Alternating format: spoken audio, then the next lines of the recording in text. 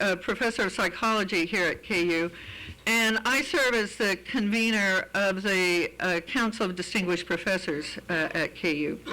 I want to thank you all for coming today, for taking time from your families and from your yard work, though maybe in the rain that was not going to be what you're going to do, and from updating your Facebook pages, something I know you're all desperate to get back to. We've all had one of those experiences where the email we sent to reply all by mistake, the Twitter post we thought was funny but some found offensive, the unflattering photo we thought we had deleted from Facebook, the chain of pop-up ads that follow us forever after a spell of web surfing while waiting on a delayed flight. The news is filled with stories of cyberbullying, sexting, distracted driving, a daughter's insensitive tweet that cost her father $80,000 by violating a non-disclosure agreement, and a teenager's prank Twitter impersonating a terrorist that landed her in jail. Snowden has warned us about the dark arts in the digital realm, and internet addiction may find its way into the next edition of the Diagnostic and Statistical Manual of Mental Disorders.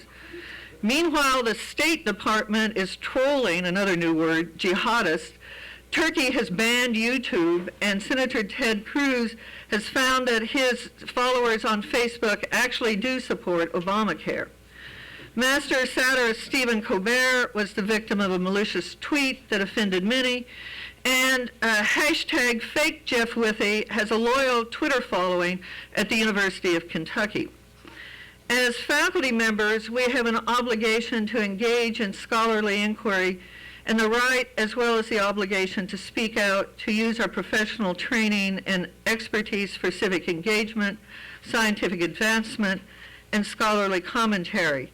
Yet, whether we are blogging, tweeting, or posting on climate change, stay-at-home moms versus working moms, the NSA or the NRA, we are monitored by advocacy groups, vigilantes, watchdogs, activists, and campaigners of all political, religious, and ethical persuasions. We are monitored online and offline, in print and in pixels, in the classroom, on websites, and in emails. And so we find ourselves today in a new era, the era of social media, grappling with the implications of the World Wide Web, cell phone cameras in the classroom, and Google Glass. It is an era in which we have embraced social media for recruiting students, promoting our research, and tracking alumni, but it is also an era in which 140 characters that include the hashtag NRA can unleash a firestorm of responses.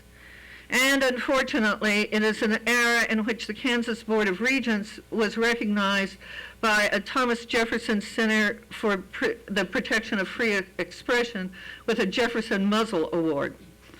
The Joint Council of Kansas Distinguished Professors was established to discuss issues concerned with the improvement and promotion of research and scholarly excellence at KU, KSU, and WSU. Given our leadership roles within the scholarly community, it seemed only fitting that distinguished professors also work together as an unofficial group of advisors to our campus colleagues and to the state policymakers. Periodically, we have met to explore ways to advance research and scholarship, to help guide the state's higher education policies, and encourage ongoing investment in the 3 research universities of Kansas. No issue affecting our universities is more critical than the one we address today, academic freedom and responsibility in the era of social media. This symposium was organized to promote discussion and no doubt debate about the meaning and implications of academic freedom and responsibility in the era of Twitter, Facebook, Yelp, Pinterest, StumbleUpon, YouTube, Blogger, Foursquare, LinkedIn, Instagram, Flickr, MySpace, Reddit, WikiLeaks, Mashups, and whatever else has sprung up in the last 15 minutes. We are streaming live from journalism.ku.edu/crossroads We will be uploaded to YouTube so you can replay this discussion over and over again, sharing it with your friends, neighbors, and grandchildren. And you are invited to tweet your comments to #FreeSpeechKS. There should be ample time for tweeting and blogging and for actual face-to-face discussion. Our first panel will provide some historical and contemporary background, and after a break, and I hope they bring refreshments, which they were supposed to bring by now, our second panel will share with us some innovative ways to use social media as well as threats to those uses. And I hope you will be able to stay for the final discussion on how do we move forward in this era of social media to protect academic freedom. I first want to introduce Provost and Executive Vice Chancellor Jeff Vitter. I do want to note that the Provost is also the Roy A. Roberts Distinguished Professor of Computer Science. I, too, am a Roy A. Roberts Distinguished Professor, but my appointment's in psychology. I mention this because it seems rather appropriate to remember Roy A. Roberts on this occasion. Roberts dropped out of KU only to join the staff of the Kansas City Star, eventually becoming president, editor, and general manager. In the 1940s and 1950s, he used the power of the social media of his day to bring down the Pendergast political machine that ruled Kansas City. In a 1968 speech at Rockhurst College, he pointed out every institution in America today is either adapting to change or is in trouble or both. For we are changing the world faster than we change ourselves. I think that was true in 1968, and it is still true today. Jeff.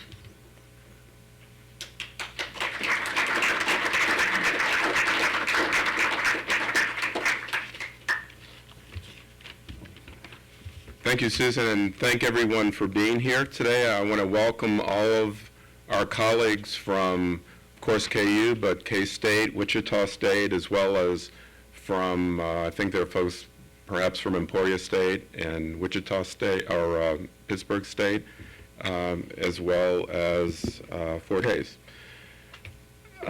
This is going to be a great discussion, and it's a very, very timely topic, of course. I originally planned to try to lighten up things a little bit with a few jokes, but actually everything got redacted and marked out, so I guess even provosts have issues with free speech, although those of you who have heard some of my jokes in the past will probably be happy that my staff took the liberty to scratch those out. All joking aside, I want to commend the distinguished professors especially for taking the lead on examining this very, very important topic that's at the center to our university life of social media and the policies for its use, all around this issue, fundamental issue of academic freedom and freedom of speech. At lesser institutions, faculty might shrink back and be afraid from addressing this particular issue. But not here. Here in Kansas, Kansans are taking the lead in addressing this issue. And I want to especially compliment the working group, of course, as well as the distinguished professors. They met frequently, diligently, and really did a remarkable job at formulating a well-reasoned, balanced policy that not only first of all, affirms the paramount importance of academic freedom and freedom of speech, but also in a balanced way that recognizes the responsibilities inherent in its use. So let me especially thank KU Professor Chuck Epp for his tireless service, along with co-chair Kevin Johnson, and the entire committee for appearing before the board, doing all their work. They presented the revision a few weeks ago, and I think we all owe them a hearty round of applause for that work.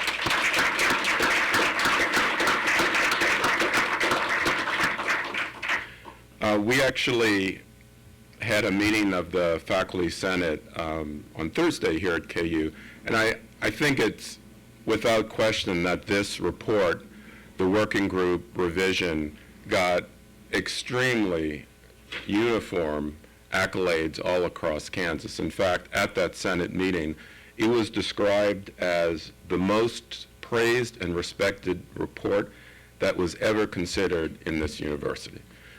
Apparently, my two recent reports got bumped down to second and third place.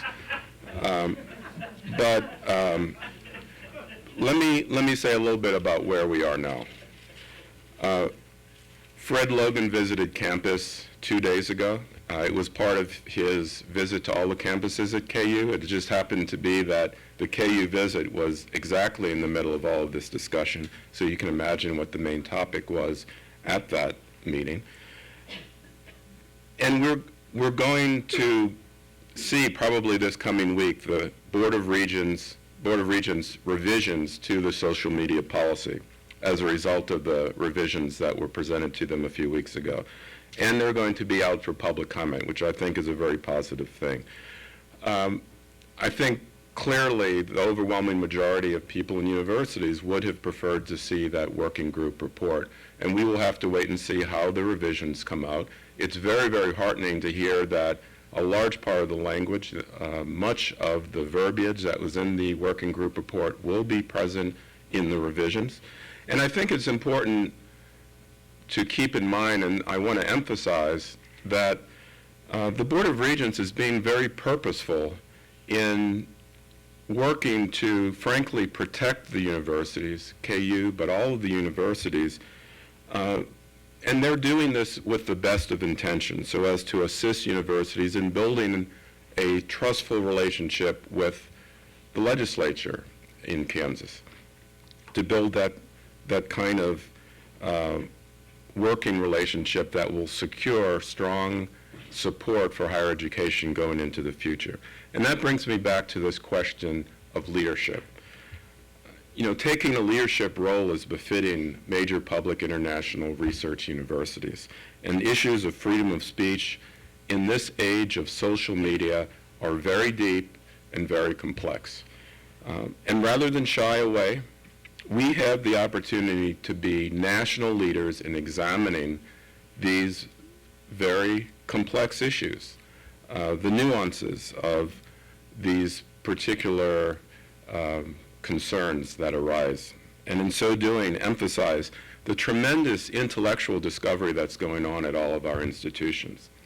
A good example of that is the March 25th panel that was held right across the street in the Commons. If you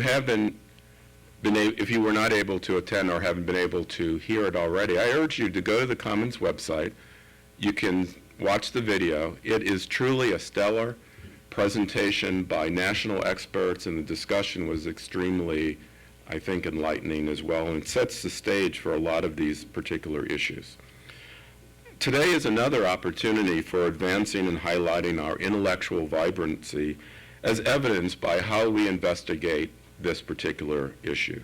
And taken together, whether you consider today's events or the Commons discussion on March 25th, or the actions of the working group and their deliberations over the last few months, there's no doubt that we as Kansans are invigorated by these issues, that we do not shy away from an important national conversation, and more importantly of all, we're leaders in advancing the public discourse and raising the consciousness of this important issue.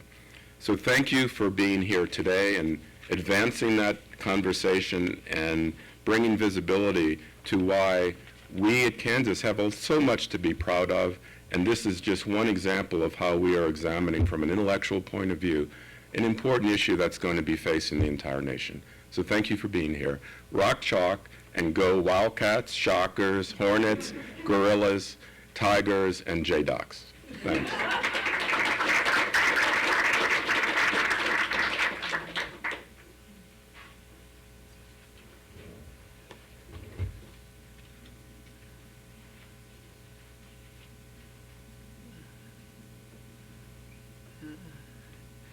So, let me introduce Phil now. Phil made the journey over from K-State this morning, and he will be sharing his own views a bit later, but he's going to introduce our first set of speakers.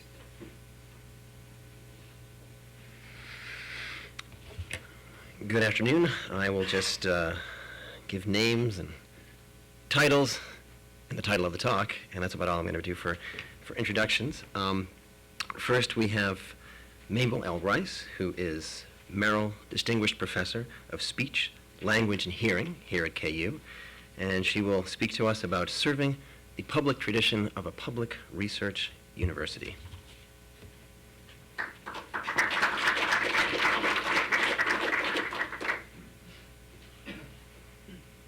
I hope you'll forgive me, but I have changed my title.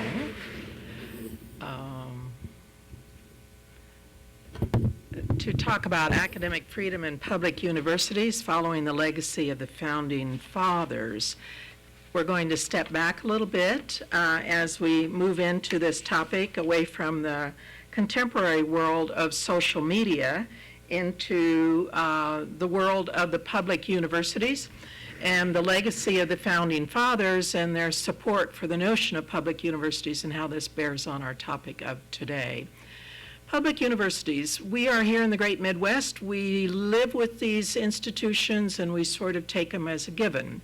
On the other hand, it is important to step back and realize a little bit that our public universities are a great American institution that turns out to have a great economic impact and a great power in defining the policies of education, not only in this country, but internationally as well. So we are one of 235 public research universities, land-grant institutions, state university systems. This enterprise has 4.7 million, a little shy than 5 million undergraduates, a little more than 1 million graduate students,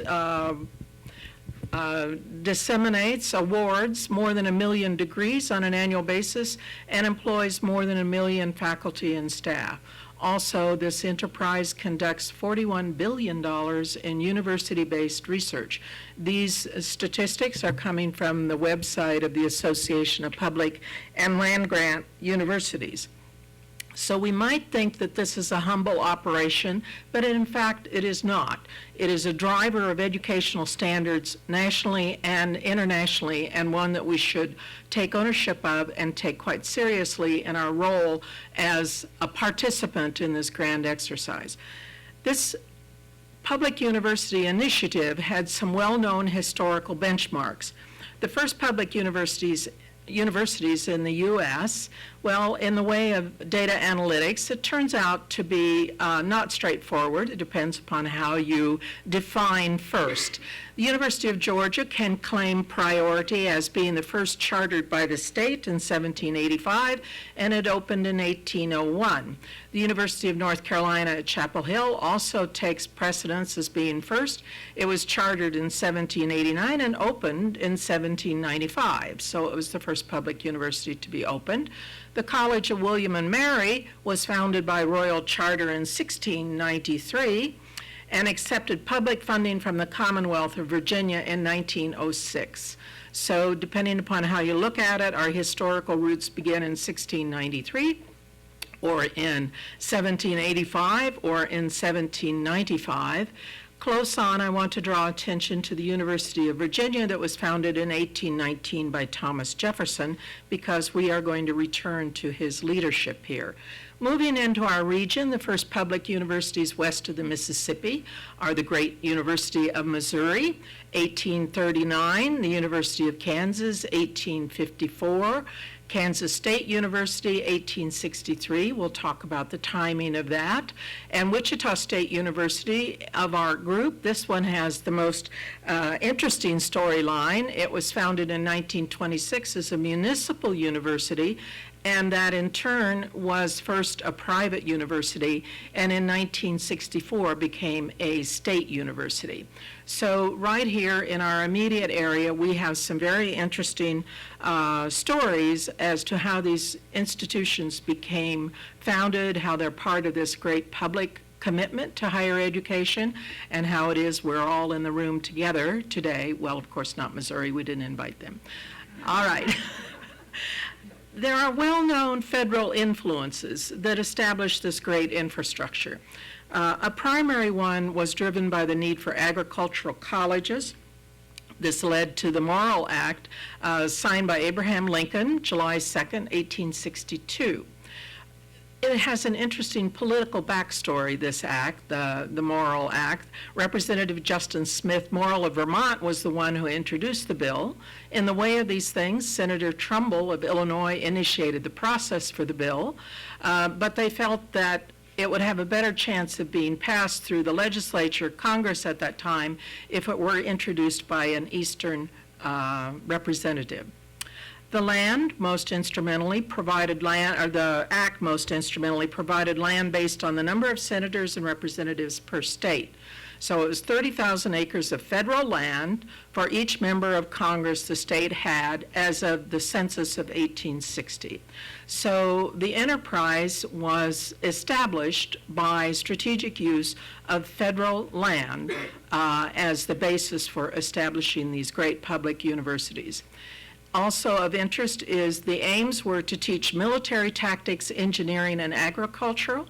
The initial impetus was for the need for education on agriculture. The political reasons were it would get passed if you added military tactics and engineering, and so be it. Iowa State University, one of our neighbors here, in 1862, was the first to accept the terms of the Morrill Act. And we saw that just down the road from here, our colleagues from K-State are part of an institution that was established a year after that. So as soon as the precedents were established, the process began to roll out quite quickly. What I'm going to draw to your attention today is something that is less frequently recognized, and that's the advocacy for a national university by the Founding Fathers prior to the Civil War period. President Washington advocated for a national university. In 1796, he offered 19 acres of land and 50 shares of Canal Company stock. So we see here at the very beginning was the notion that land, in this case, could be transferred from private ownership to public good by being put to the use of a public university, a national university. Thomas Jefferson was a strong advocate, and in his very clever political way, he planned to recruit the whole faculty of the University of Geneva, who were out of a job because they lost their government support because of the French Revolution. So he was thinking, boy, that looks like a very good package. Let's see if we can find a use for those well-educated people. He also suggested adding state aid and a location in Virginia, which is not, of course, the land that President Washington had in mind. Then the third member of this trio was James Madison, as leader in the House of Representatives, supported the initiative, noting that all men seemed to agree on the utility of the measure. Of course, we have to remember they didn't care what all women thought at that time, but all men agreed on the utility of the measure. There was a vote, however, to postpone the measure, and it carried against Madison and Washington by 37 to 36 in December of 1796, right at the end of President Washington's term. Now, the thing to note here, it was defeated not by its enemies, but by its friends. For example, one supporter voted for postponement because he questioned the timing because the transportation system was not reliable for transporting the students to the school, so he thought it was a moral issue about establishing a national university when some students might die on the way to the university. The point to remember there is watch out for your friends as well as your enemies. The other element of the political context to keep in mind here for just how really, really important this all was, Jefferson continued to support the National University Initiative even as he increasingly opposed the Federalist. So keeping in mind our situation today, my source on this information is a book written by a fellow, I believe I'll pronounce his name Dupree, could it be otherwise? Anyway, the book was written in 1957, is filled full of wonderful detail. The quote here is, "The ideal of science and learning was one on which patricians could agree even while party bitterness was driving them apart. The last thing to note with Jefferson's support, keep in mind that science at this time was still largely conducted by very wealthy patrons of science, and Jefferson certainly was one of those. And nevertheless, he was advocating for a national public university. This is Dupree's summary of that period of time. As the 18th century and the first decade of the Constitution drew to a close, more important than the negative factors are the startlingly comprehensive ideas concerning the role of science, the clarity with which the institutions were conceived, and the energy which leading statesmen expended on fostering these ideas. Only a minority saw the advantages of an alliance between science and the federal government. That small group included some of the most influential men in public life. Science has had a place in the government continuously since 1789. So this is not a recent incursion of an overbearing federal contemporary government. This is something that is intrinsic to our legacy of our government's understanding of the need for science. Let's look a little bit more at Jefferson, who in 1806 proposed a program for the use of federal funds when the debt and the purpose of war shall not call for them. So he effectively prioritized payment of the debt and conduct of our nation's defense. And after that, these were the things he felt were important: public education, roads, rivers, canals, and other objects of public improvement to add to the remuneration of federal powers. He wanted it explicitly noted that these were important things for the federal government to be doing. He felt that education would not compete with private enterprise, for a public institution can alone supply those sciences which, though rarely called for, are yet necessary to complete the circle, all the parts of which contribute to the improvement of the country, and some of them to its preservation. He advocated that the national establishment for education be endowed by lands to generate income as a foundation independent of war. So this was an era where lands equaled resources. Lands given to the public universities would set up a revenue stream that would allow them to sustain themselves into the future. Jefferson dreamed of a country whose political power produced enlightenment. And of course, we know that Jefferson conducted one of the most significant and massive science experiments that was ever known at that time, and that was the Lewis and Clark expedition that went right through this part of the country. The other thing that's intrinsic to the federal support of science is the mapping of people's use of all this land in this region that we live in was funded by the federal government. And it was part of the commitment to roads. It was part of a commitment to mapping out the geography.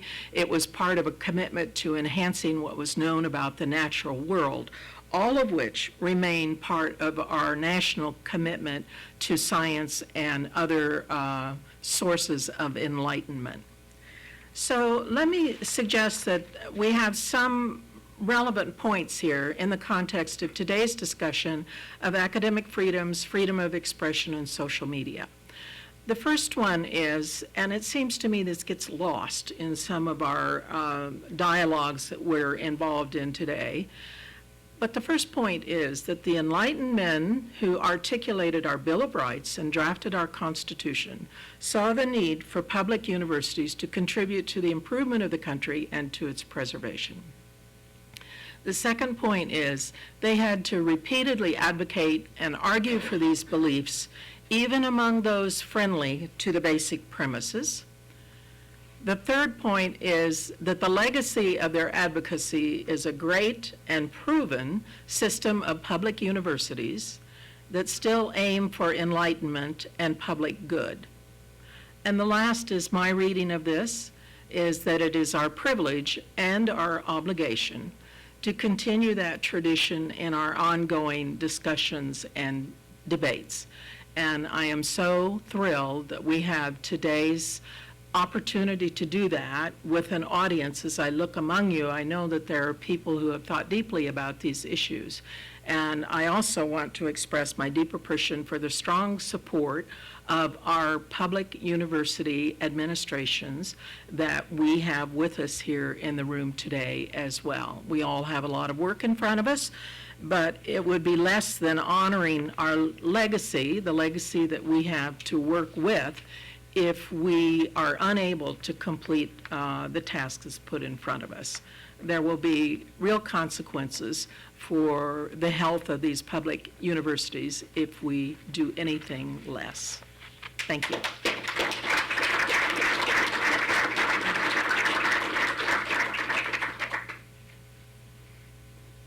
Thank you very much, Professor Rice. Next, we have Richard Levy, Smith Distinguished Professor of Law here at KU, and he will speak to us about academic freedom, social media, and the First Amendment rights.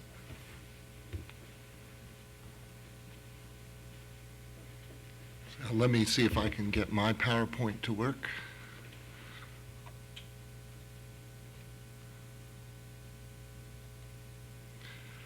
So I thought I would start by emphasizing here, I have to draw a footnote because I'm a law professor. And the footnote says the title and affiliation are provided for identification purposes only. The views expressed herein are solely those of the author and do not in any manner represent the views of the university administration, or university governance. So I thought that was an appropriate place to start. But I also want to add my voice to those who have expressed appreciation, to the administration for helping to support this activity, to Susan for bringing us together and convening this great program, and also to the members of the work group who did such an excellent job of addressing the issues raised by the Board of Regents social media policy. So, by way of general introduction, I will start with the very basics. So I think most of you have figured out that the Board of Regents social media policy implicates free speech and academic freedom issues, and that's why we're here today to discuss. I want to emphasize that free speech and academic freedom are related but distinct concepts. So I think a lot of times we mush those two ideas together. We think free speech protects exactly academic freedom, or everything that's academic freedom is protected by free speech, but they are distinct concepts, even though there are overlaps and relations. So my focus is on the free speech side of things. I would not profess to be an expert in academic freedom and all of its implications, but I do teach constitutional law and including free speech kinds of issues, and so I know something about the free speech issues raised by the Board of Regents social media policy. So the analysis that I'm going to provide is basically a summary of the analysis I provided to the social media work group, which they asked for, and I was happy to provide. I was grateful for the opportunity to do that. My analysis is not based on comprehensive research. There are lots and lots and lots of cases out there involving public employees and free speech issues surrounding them, and I was not able to read all of them. So my analysis is based primarily on general principles of freedom of speech, leading decisions both at the Supreme Court level and some of the federal courts of appeals, but I don't profess to have grounded it comprehensively in the case law. So my bottom line would be to say there are some potentially serious free speech issues with the current Board of Regents policy as it sits in the Board of Regents office right now. I can't really comment on the policy that will be forthcoming and whether all of the First Amendment issues will be resolved by changes, since I haven't seen those yet. So my plan is to take us through step by step and try to articulate basic free speech principles and then think about how they relate to the Board of Regents policy. So the first general point is that free speech principles do limit the kinds of social media policies that regents and regents institutions may adopt, but free speech protections are not absolute, so some forms of regulation are constitutionally permissible.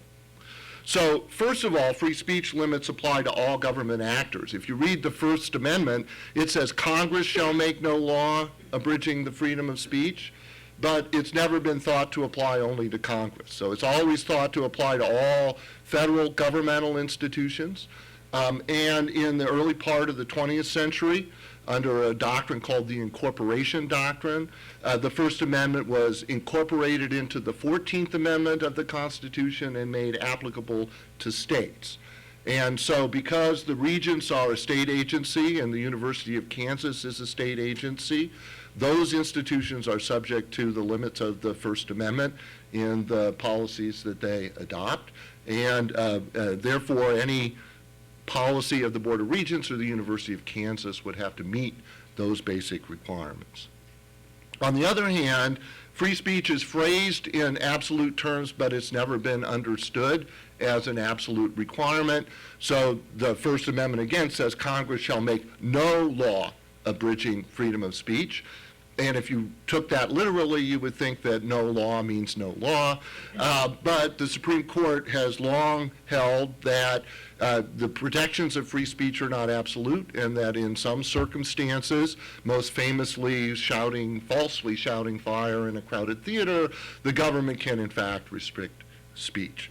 So the question is whether the Board of Regents policy meets the requirements of free speech in the way that it limits the speech of faculty and staff. So social media policies are based on the content of speech. That is, whether you violate the social media policy adopted by the Board of Regents depends on what you say. And because it depends on what you say, it's especially suspect in First Amendment terms and will ordinarily be strictly scrutinized, subject to the most rigorous kinds of limits. So the reason for that is, under free speech theory, free speech preserves or provides a marketplace of ideas so that the truth comes out in the interplay and battle of ideas, competing ideas for acceptance, rather than allowing government to prescribe truth or orthodoxy. So that's one function of free speech theory. A second aspect of free speech theory is that free speech is essential to democratic self-government, and that includes the need to be able to criticize the government without any fear of retribution. So those two principles are central to the way the Supreme Court thinks about free speech. And content-based restrictions, that is, restrictions that turn on what you say, are seen as the most dangerous kinds, because content-based restrictions distort the marketplace of ideas. They keep some ideas out of the marketplace. Also, history has shown that content-based restrictions often target dissent or are designed to suppress criticism of government or conventional ideas. So the ordinary rule would say a content-based policy like the social media policy adopted by the Board of Regents would have to be defended against the most rigorous kind of scrutiny and would almost certainly be unconstitutional. However, and there's always a however in law, so however, there are categories of speech, traditional categories of speech, that are seen as outside the scope of the First Amendment so that government can regulate them. The common examples would include incitement of violent or unlawful conduct, what are called fighting words, words that by their very utterance inflict injury and are likely to provoke an immediate violent response, threats, other kinds of illegal speech like blackmail, and so on. So these categories of speech can be regulated. They can even be made a crime. However, they're not completely unprotected, and in particular, the Supreme Court has recently said you can't target speech within these categories from a particular viewpoint. So let me try to elaborate on these points. First of all, the idea of incitement, which is one of the elements of the Board of Regents' social media policy, is defined very narrowly. You can only be guilty of unprotected incitement if your speech is directed to inciting immediate unlawful conduct and likely to incite immediate unlawful conduct. and very few instances of prosecution for incitement satisfy this test. Likewise, the fighting words doctrine is also very, very narrow and only applies to the most extreme forms of insults that no person will accept without violently responding. And courts often will strike down laws that try to limit this kind of speech because they're either vague or overbroad concepts that I'll try to elaborate on in just a minute.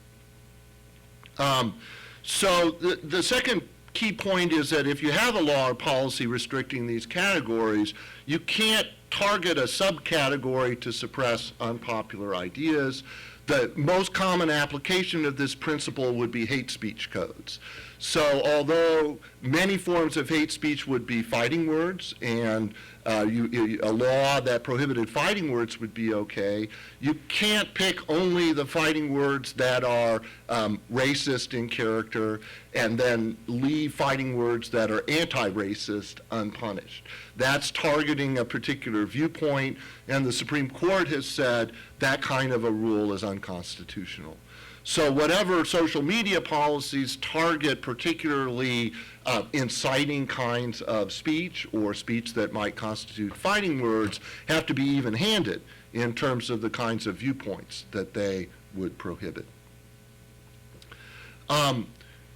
Another important limit on free speech rights in this context is that university faculty and staff, their free speech rights are limited in some ways because of their employment status. So the Supreme Court has said that although we have the right to speak as private citizens on matters of public concern, that right is protected by the First Amendment, it has to be weighed against the government, in this case the university's legitimate interest as an employer in maintaining an effective workforce. So speech as a private citizen that might severely undermine the ability of the university to carry out its mission could be the subject of sanctions under the Supreme Court's analysis. Now, the test that I'm talking about here, the balancing test, is called the Pickering balancing test because of the case in which it originated. And the Pickering balancing test was originated in the context of public school teachers criticizing a school board. It's been applied a lot to police departments and other kinds of government agencies. And the cases generally indicate that the mission of the government agency is an important factor in deciding how the balancing test applies.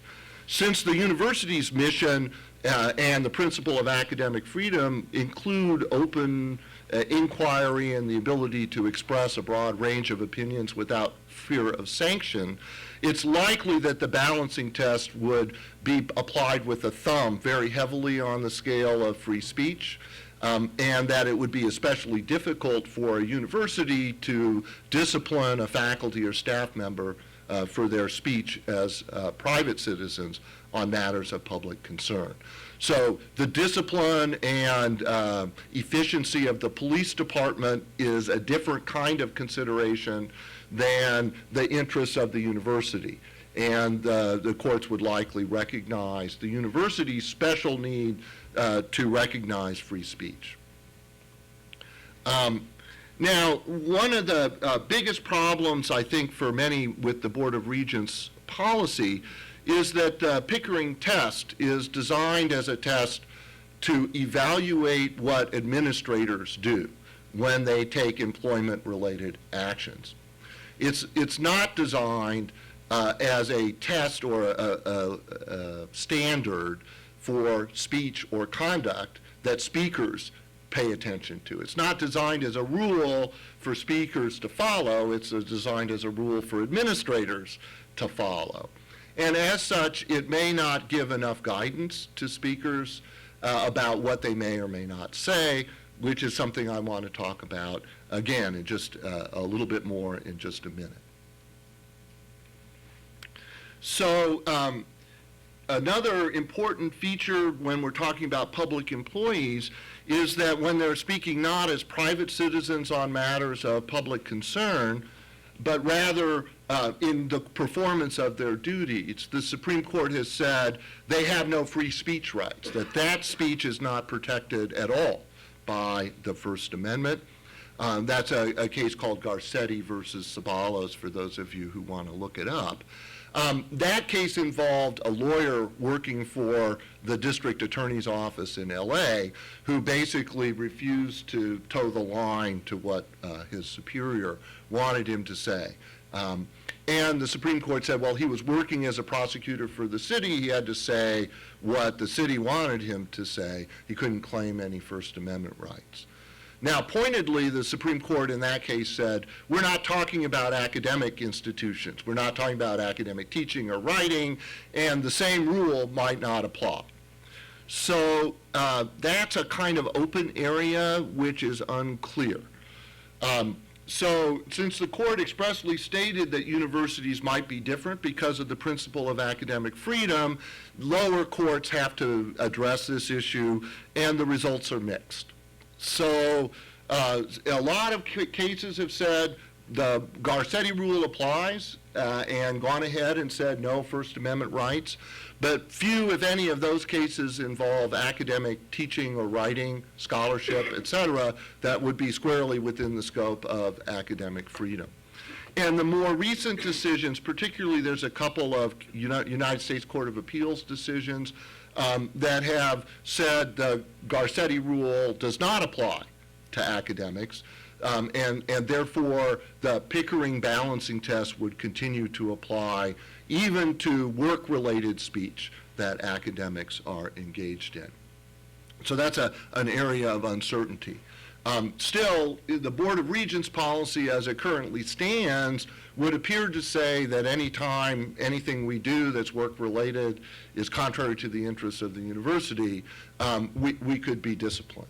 And that, as written, would apply to academic writing or teaching or other activities that are within the scope of academic freedom.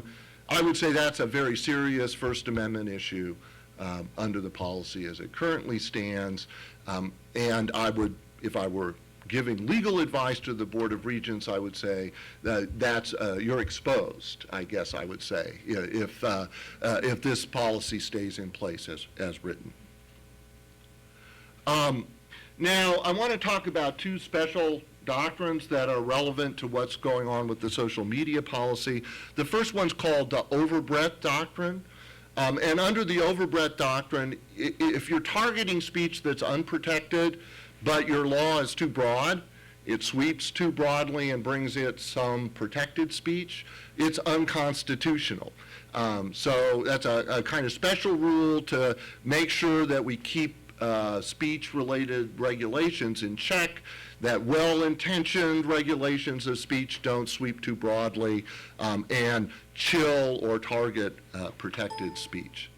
So, for example, if you write a policy that targets incitement or that targets fighting words, if your definition's too broad so that the policy might apply to speech that's not fighting words or that's not incitement, then it could be struck down as unconstitutional.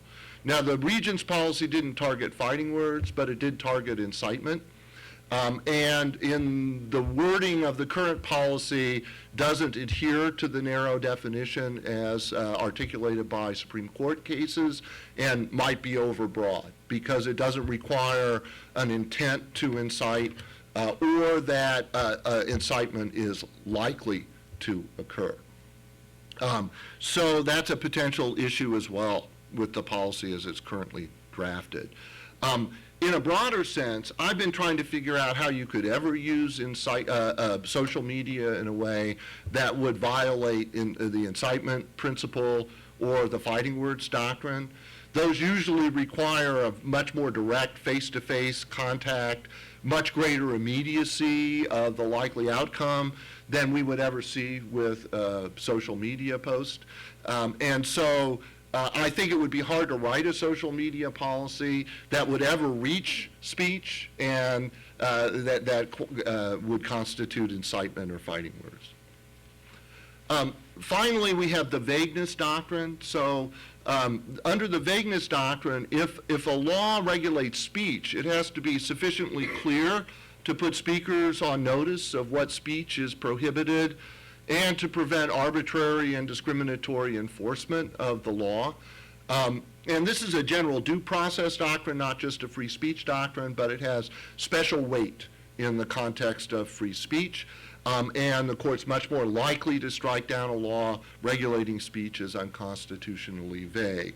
And this is where I think the Regent's policy dealing with Pickering might be a problem, because vague regulations of speech are likely to chill speech. That's the term that the court has used. That is, people will self-censor in order to avoid running afoul of a vague law. You want to steer clear. You don't know whether or not you might be prosecuted, so better to be quiet than to come close to the line. And the Supreme Court has indicated that's a special concern when dealing with speech. So I think that's a problem with using a test like the Pickering balancing test to tell people what they can and cannot say. So from the perspective of a speaker, you have to ask yourself, if I say this, will the university decide that the disruptive effect of my speech is too great in light of my free speech rights, and people might steer clear of saying anything controversial lest they suffer some sort of employment-related response. And so I think that's a significant problem with the use of Pickering in the policy the way it has been used, especially because the judgment that determines whether or not you have done something wrong is somebody else's judgment. So you don't have an objective test that you can use to decide whether or not your speech is permitted or not. You have to guess at what somebody else will think about whether your speech exceeds the balance. And under the cases dealing with the vagueness doctrine in free speech, the lack of an objective standard is one of the most common failures or defects in statutes or policies. And so that might be an issue under the free speech policy adopted by the Board of Regents as well, especially since there's no requirement of intent or knowledge or even recklessness about the policy. So one might inadvertently say something that would be sufficiently problematic to stray across the line. So I think there are, in the current policy, several key problems. One problem is that it applies to academic activities like research and teaching that are arguably protected, notwithstanding the Garcetti case. A second problem is that pieces of it that target unprotected speech are written too broadly and therefore might run afoul of the overbreadth doctrine. And then the third problem is that the speech addressing what you can say as a private citizen on matters of public concern is written in a vague way that might chill speech in violation of the First Amendment. So that's my summary. I hope it's been helpful, and I hope we have a chance to talk about these issues after everyone's done.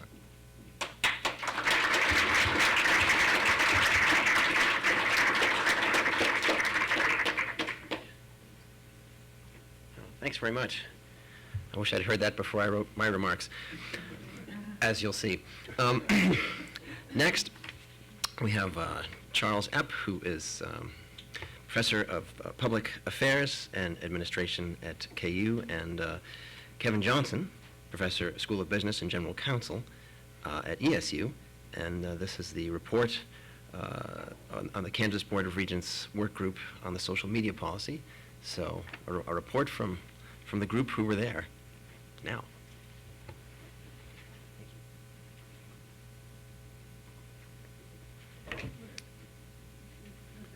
Yeah, let's turn that off. Should be able to see display.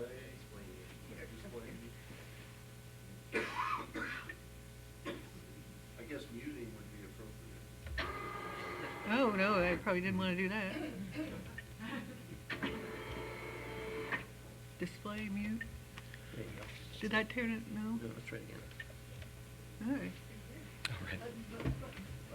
Forgive me, I don't have a PowerPoint for you today. Thanks, Phil, for the introduction. Thank you, Susan, for organizing this symposium.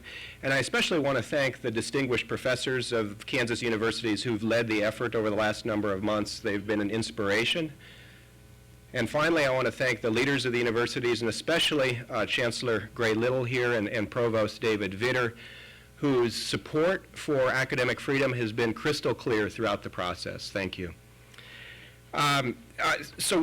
Kevin Johnson is not here today. He couldn't make it this morning, so I'll be speaking on behalf of the work group. And in fact, I'm going to, at the end, branch beyond our report to say a few things about what I think the Regents may have done with our recommendations, because I think that will be useful for our discussion of Plan B later on. In that portion of the remarks, I'm just going to be speaking on my own behalf with my own interpretations.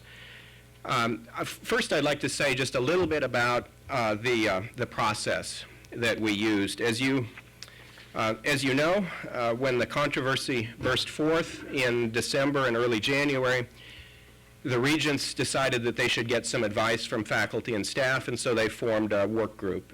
They formed a group of 13 members, 2 from each of the Regents institutions and 1 from the KU Med Center. 1 from each of the institutions was a faculty member, 1 was a staff member. From among that group, 2 people were picked as co-chairs, Kevin Johnson from Emporia State and myself. Kevin is general counsel there, so he's a representative of the staff, but he's also a faculty member in the School of Business there, so he has a faculty perspective on the issue as well. This was a working group. We met some 4 or 5 times between late January and early April. When we met for at least half a day, sometimes much longer than that. Every member of the group worked very hard, brought a lot of material to the table, and so they deserve thanks from all of their own institutions and university communities. I'd like to say just a bit about the stuff that we covered in the course of that process. I want to bullet a few things that we looked at so you have a sense of all the kinds of materials that we looked at before I get to the substance of our report. We examined, for example, risks of disruption to universities from uses of social media and from other kinds of controversies arising out of faculty and staff expression. As you know, these sorts of disruptions occur periodically, and we thought it was important to take into account that context. We looked at uses of social media in higher education so that we would have a sense, a very clear sense of how these emerging technologies are used in productive ways and responsible ways in the universities.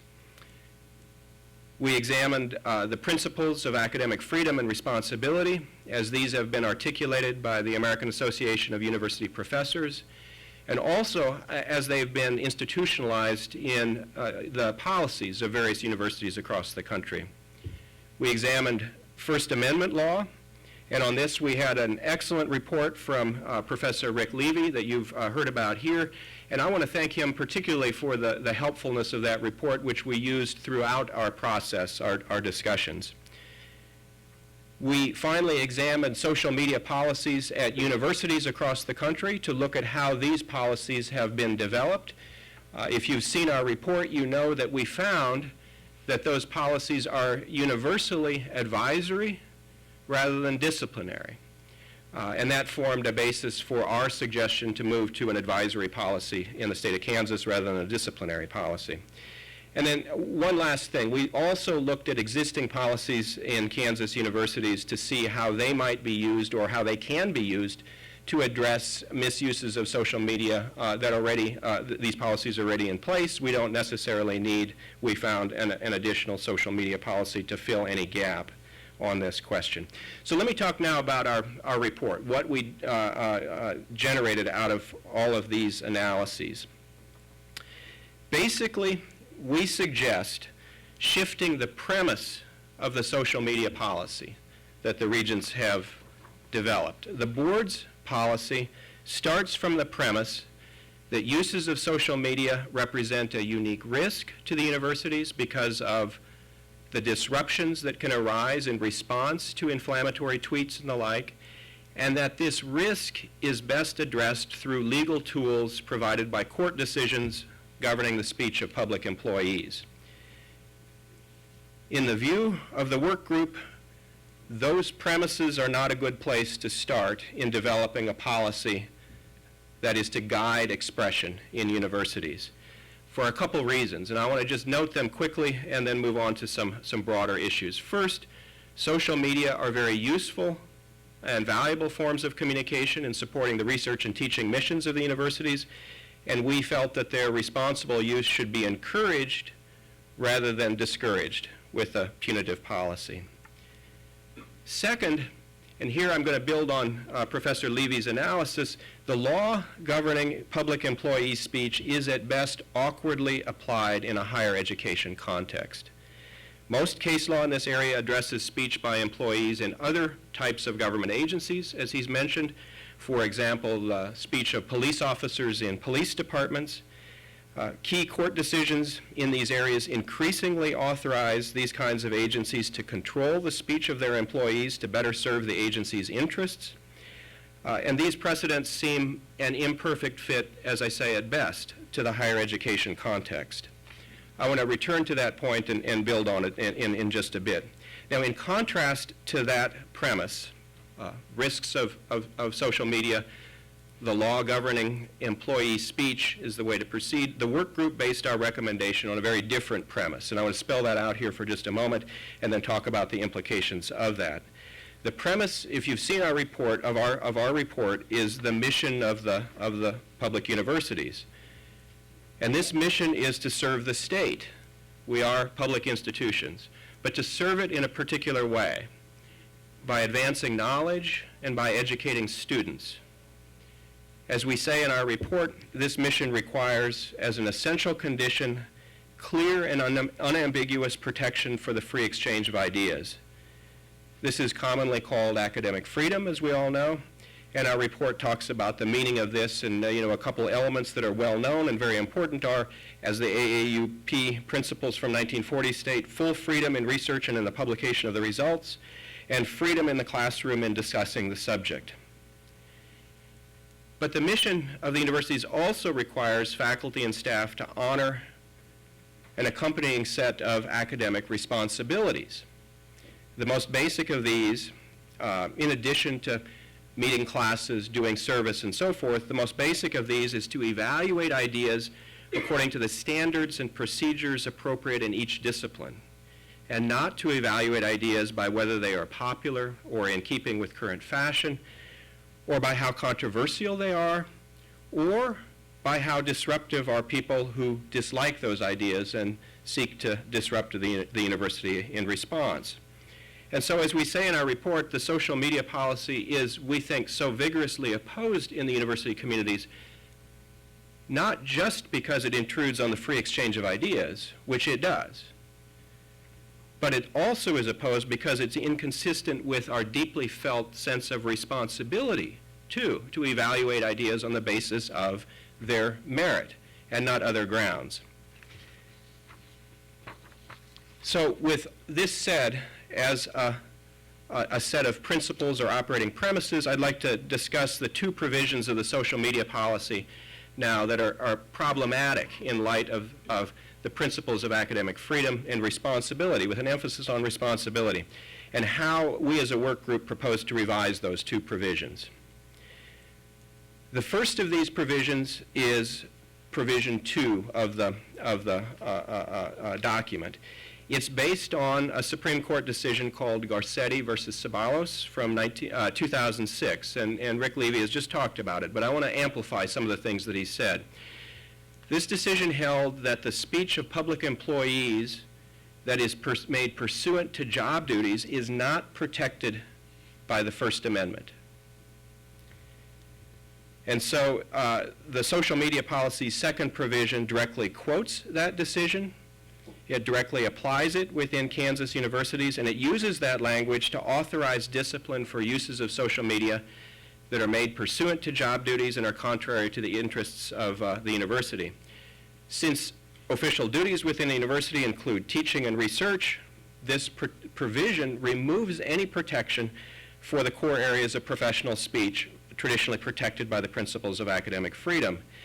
And so when members of the Board of Regents try to reassure faculty that the policy does not infringe on First Amendment rights and simply restates the law of the First Amendment, as we've heard a number of times over the last several months, I am not entirely reassured, because that the policy uses language from a recent Supreme Court decision that withdraws protection, First Amendment protection, for core areas of academic expression. Now, it's true, as Professor Levy has just said, that Garcetti specifically sets aside the university context and says, we'll decide that question later. And it's also true that some federal courts have held that this decision does not apply within higher education. But note, I will say something that he reported to us in his report but didn't mention here. The 10th Circuit, which is the circuit in which Kansas is in, that Court of Appeals has not yet addressed this question and has not yet affirmatively said whether Garcetti, the exception, applies in the state of Kansas. And so we might say, here in Kansas, the question is a live one. It's open to debate. And notably, it is striking that in the Kansas Board of Regents policy, Provision 2 strikes the balance on the side of applying the Garcetti exception to Kansas universities, meaning it says speech pursuant to job duties is not protected. That's problematic. It's deeply concerning. Now, I will return to this in a bit at the end. The Regents Governance Committee, in the last several days when we met with them last Wednesday, announced some changes that are not yet published, which may have qualified this point. And I want to return to that. And that's a very significant development if it turns out to be true. I want to now turn to the other problematic provision of the social media policy, which is the fourth provision, which Rick Levy again talked about just a bit ago. I assume most people in the room are familiar with it. Nonetheless, if I might read it for you, I think it would be helpful for the discussion that I'm going to pursue here after the quotation of it. It states that a use of social media is improper and subject to discipline if, and here the quote begins, subject to the balancing analysis required by the following paragraph, it impairs discipline by superiors or harmony among coworkers, has a detrimental impact on close working relationships for which personal loyalty and confidence are necessary, impedes the performance of the speaker's official duties, interferes with the regular operation of the university, or otherwise adversely affects the university's ability to efficiently provide services. And then it goes on. In determining whether the employee's communication constitutes an improper use of social media under paragraph 4, the chief executive officer shall balance the interest of the university in promoting the efficiency of the public services it performs through its employees against the employee's right as a citizen to speak on matters of public concern. And I'll stop there, but it does go on a bit further than that.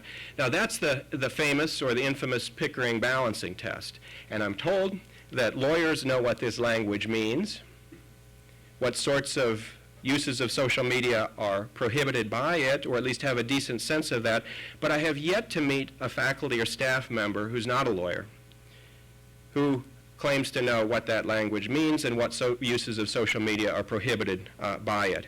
In fact, it looks to many people like a punitive restriction on speech, even though the lawyers will say that in practice it's fairly protective of the speech of employees, but it sure looks like a punitive restriction. The basic problem is that balancing tests like this are ambiguous as guides to action, and particularly so in this case when it is written as a guide for expression. And in fact, in this context, as Professor Levy has just said, the answer, what is protected and what's not, depends on whether there is a disruptive reaction to the speech, not what was said. And it also depends on how university leaders weigh the seriousness of that disruption. These are things that are very hard for a typical person to judge in advance of making the expression. As in so many other things in life here, perception becomes reality, and if faculty and staff view this language as restrictive and punitive, there's a real risk. There's a real risk, as he's just said, even a likelihood that they will avoid not only uses of social media that are contrary to law and policy, but also many other uses of social media that are perfectly legitimate and even valuable contributions to higher education. If I could add one other point to this, the problem is compounded by the fact that many of the cases that have been applying the Pickering balancing test in recent years have increasingly sided with the interests of the public employers in controlling the expression of employees. Now, these are cases outside of the area of higher education. I want to give you one example, which we cite in the report, that came down in early February in Georgia, Duke versus Hamill. It's an interesting case. Bobby Hamill was a police officer in the campus police of Clayton State University in Georgia, public university there. Upon the re-election of Obama, President Obama, in 2012, Bobby Hamill posted on his personal Facebook page an image of a Confederate flag along with the words, "It's time for the second revolution." These are inflammatory words, there's no doubt about it, and especially so when they come from a police officer in a public university. Within an hour, Bobby Hamill thought better of it, and he took that post down, but somebody had taken a screenshot of it and sent it to a local TV station and had identified him as a police officer employed by a state university. The story exploded into controversy. As a result, Hamill was demoted. He was not fired, he was demoted. He sued, saying that his First Amendment rights to expression on a hot political topic had been violated. The district court that heard the case upheld the demotion as consistent with his First Amendment rights to freedom of expression under the Pickering balancing test, based on the claim by Clayton State University that its police department's reputation had been harmed by that post. Not that it had disrupted the department in significant ways, but that its reputation had been harmed. As I say, most of these kinds of cases applying Pickering in recent years have not been been in the university context, or if they've been in the university context, they've been about the expression of staffers who are not faculty members or teaching staffers. And it's true, let me say this very clearly, that there may be very good and legitimate reasons for striking the Pickering balancing test, or the Pickering balance, as I should say, more toward the employer's side in a case like Hamill involving a command-level police officer. But this only complicates the task that faculty and staff have if, as we've been advised, take a look at the case law, it's protective of expression, when we try to apply that in a university context. And we emphasized in the report, as Professor Levy did here, that you have to interpret this test in a university context in light of the unique mission of the universities.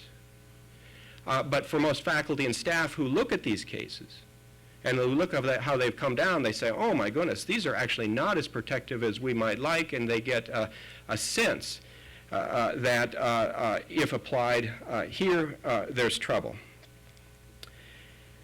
We think starting from the university mission is the key place to start in this policy, and this leads to a more robust and clear set of guidances favoring expression.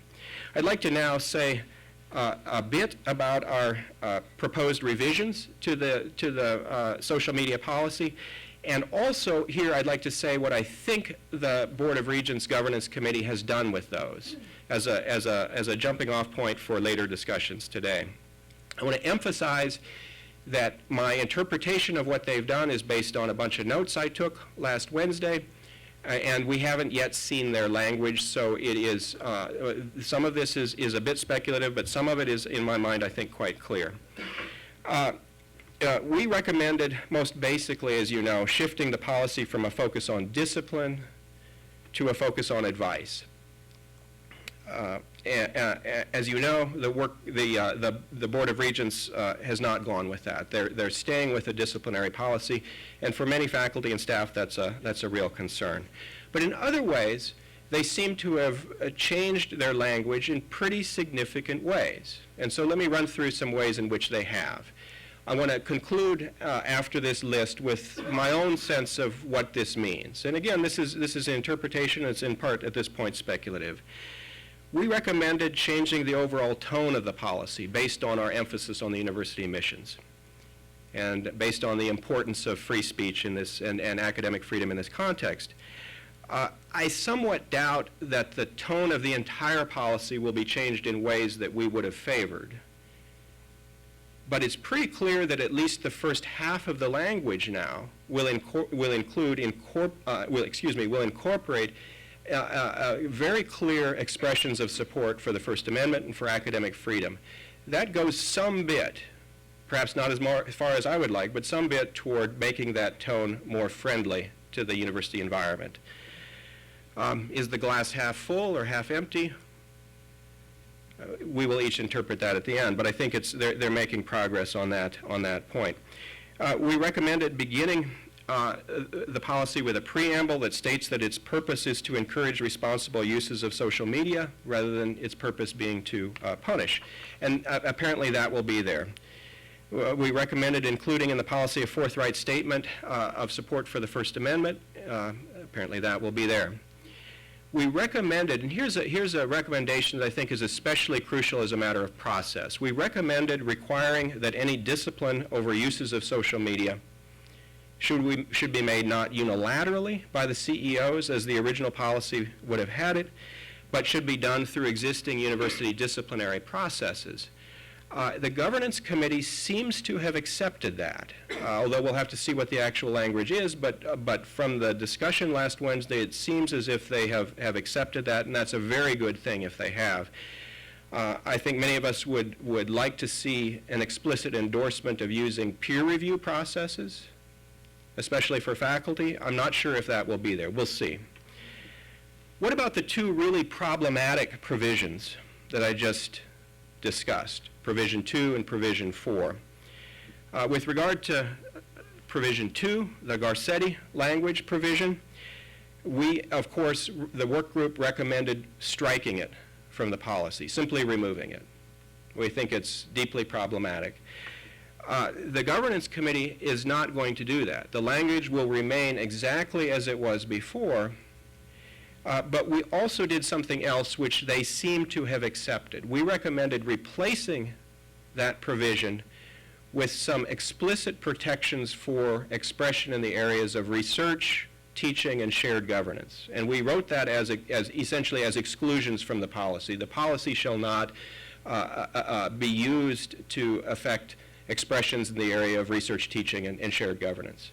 The regents seem to have accepted that language and placed it above their list of restrictions. All right? That is, if done as a set of legal exclusions and forcible protections, is very, very significant. Because all the rest of the punitive language addresses then other kinds of expressions. The core areas of academic freedom are protected. But the devil is in the details. We'll have to see what that language looks like when it comes out, and I think it's unwise for me to speculate about what it precisely will be. Will it be hortatory protections for these areas, or will these protections be legally enforceable? I don't know. We'll see. We'll see. With regard to the fourth provision, the Pickering balancing test provision, again, the work group recommended striking that provision from the policy. We thought it was so deeply problematic, so confusing for faculty, so restrictive in all kinds of ways, we thought it best not to be there. And we replaced it, as you may know, with this quote from the AAUP's 1940 statement affirming the right of faculty and staff to, I guess it says faculty, to speak on matters of public concern as citizens, and then a reminder, a hortatory reminder that when you do so, speak respectfully and be mindful of the impact of your expressions on your own reputation and those of the institution. So we replaced an awkward, difficult, painful Pickering balancing test with what looks like a faculty-friendly, hortatory advisory balancing test, if you will. One that's not legally enforceable, but gives good advice, I think. The governance committee last Wednesday seems to have fully retained the Pickering balancing test language, but they're also taking this 1940 AAUP quote and putting it up near the top of the whole policy as a sort of frame-setting, a preamble kind of provision. Now, what is the significance of that? I'll have to be frank. It can go either way. I'm not sure whether this makes the tone of the policy better or worse. On the one hand, the statement is a good statement, and it provides an assurance of faculty rights to speak as private citizens. On the other hand, in the context of a policy that remains disciplinary, this is a hortatory statement that says, be respectful.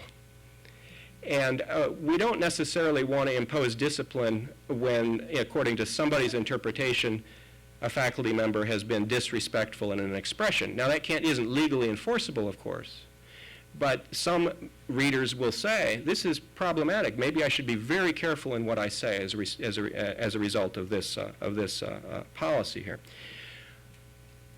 All right, I'd like to wrap up, and in doing so, I'd like to address a broad question. If this policy has been revised in the ways that I think it has, in the ways that I've summarized here, just what is the character of this revised policy? That will be a subject for all of us to discuss over the coming months. It is a policy that will include admonitions to respect academic freedom and the First Amendment, at the same time that it includes what appears to be still legally enforceable language that withdraws some protections for work-related speech. It affirms the First Amendment at the same time that it includes this awkward and difficult balancing language drawn from Pickering and its subsequent cases. In my view, and I'm sticking my neck out, and I suppose on YouTube I shouldn't do that, but the policy will now amount to a more complicated balancing test.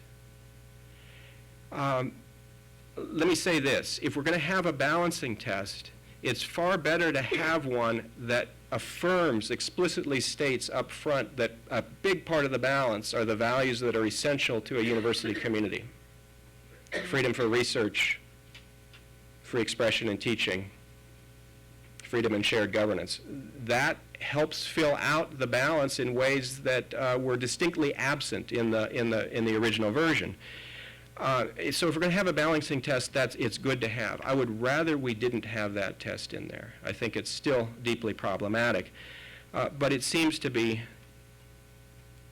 a step in the right direction. How far is that step? Boy, I hesitate to give you a number because that indicates how significant this will be in practice. I just don't know. One last thing. If we learned anything from Regent Logan's presentation at KU a couple days ago, it is this, that the universities will now have, and he gave us an explicit affirmation of this, a real opportunity to bring clarity to this policy in ways that provide very clear legal assurances of protection for faculty and staff expression. And I think that's going to be our task in the coming months, to write those university-based policies in ways that are acceptable to faculty and staff, in ways that set up meaningful peer review processes, and in ways that make that balancing test clear and understandable and protective for faculty and staff. Thank you.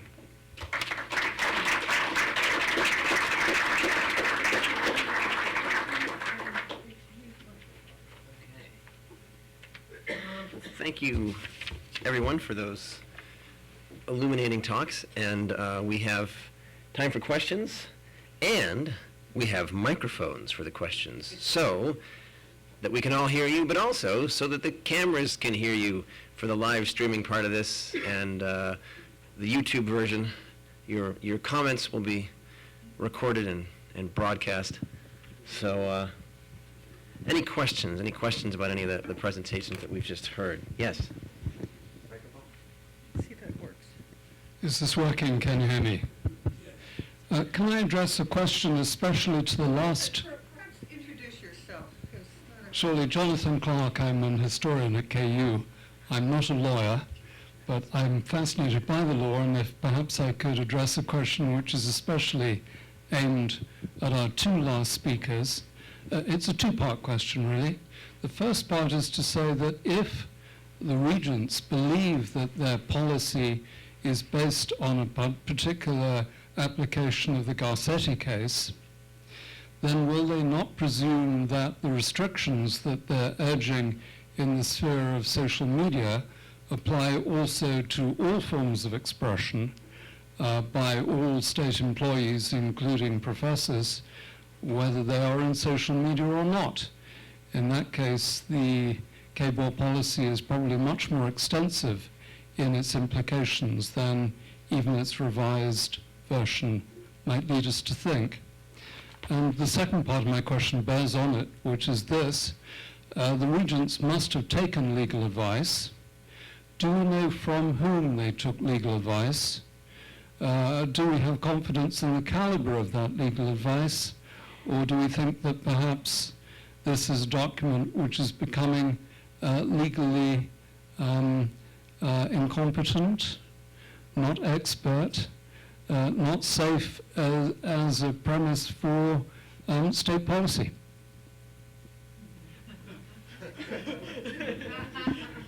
You get the talking stick here. I'm going to respond to the second question, part of the question first. I believe they did take legal advice. I believe there was legal advice from Julene Miller, who is the general counsel from the Board of Regents, and my understanding is that they also ran the policy by the Attorney General's office, which gave them advice and participated. I'm not prepared to articulate a view on whether the advice is competent or not competent, but I will say the policy as it currently stands exposes the regents and the universities to potential liability or could easily be found unconstitutional. So were I giving legal advice, I would caution against the policy as it currently stands because there are risks. Still, I can't say with certainty that it's unconstitutional either. Now the first question related to whether the principles that are reflected in this policy apply to other forms of speech. And I guess the answer to that depends on whether the policy creates a new ground for dismissal or disciplinary action, or simply articulates existing grounds in a more specific form. If it creates a new ground, then the scope of the policy would be limited to social media because that's the scope of the policy. If it is an expression of the view of the Board of Regents that power already exists to take these actions and they're simply summarizing the already existent power, then it would presumably apply to anything, any other form of speech. I read the policy as a new ground, so that's both a plus and a minus. As a plus, it limits the scope, but as a minus, it would seem to create a new disciplinary basis where one did not previously exist. I hope that's responsive, John. Do you want to answer? No. Other questions? Yeah, Richard DeGeorge, KU. I have two questions. One is, on my understanding, the policy says the CEO has the authority to take punitive action. It doesn't say the CEO has to take punitive action depending on what the Board of Regents says or the legislature says or public expression says. Is that correct, that the CEO could decide and wouldn't be putting his or her job on the line because they take the wrong policy? That would be the first question. Second one is, you say that the universities will be able to write documents. How far can they go in interpreting the Board of Regents document so as to make it really in effect what your committee has recommended?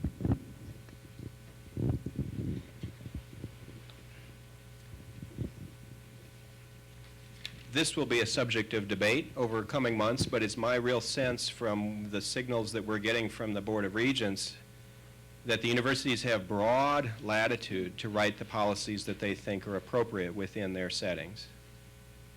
And that means that they can write very protective policies, protective of expression, academic freedom, and so forth. My sense is also they can incorporate whatever kinds of procedural protections that they want to in that policy.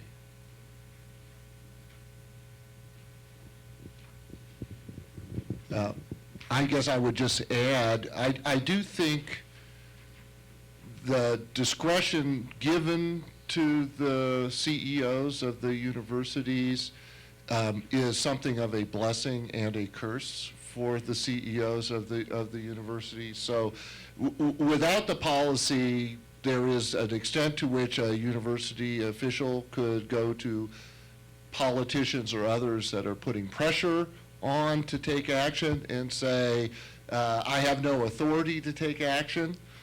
That position is harder to take when the power is given expressly by regulation.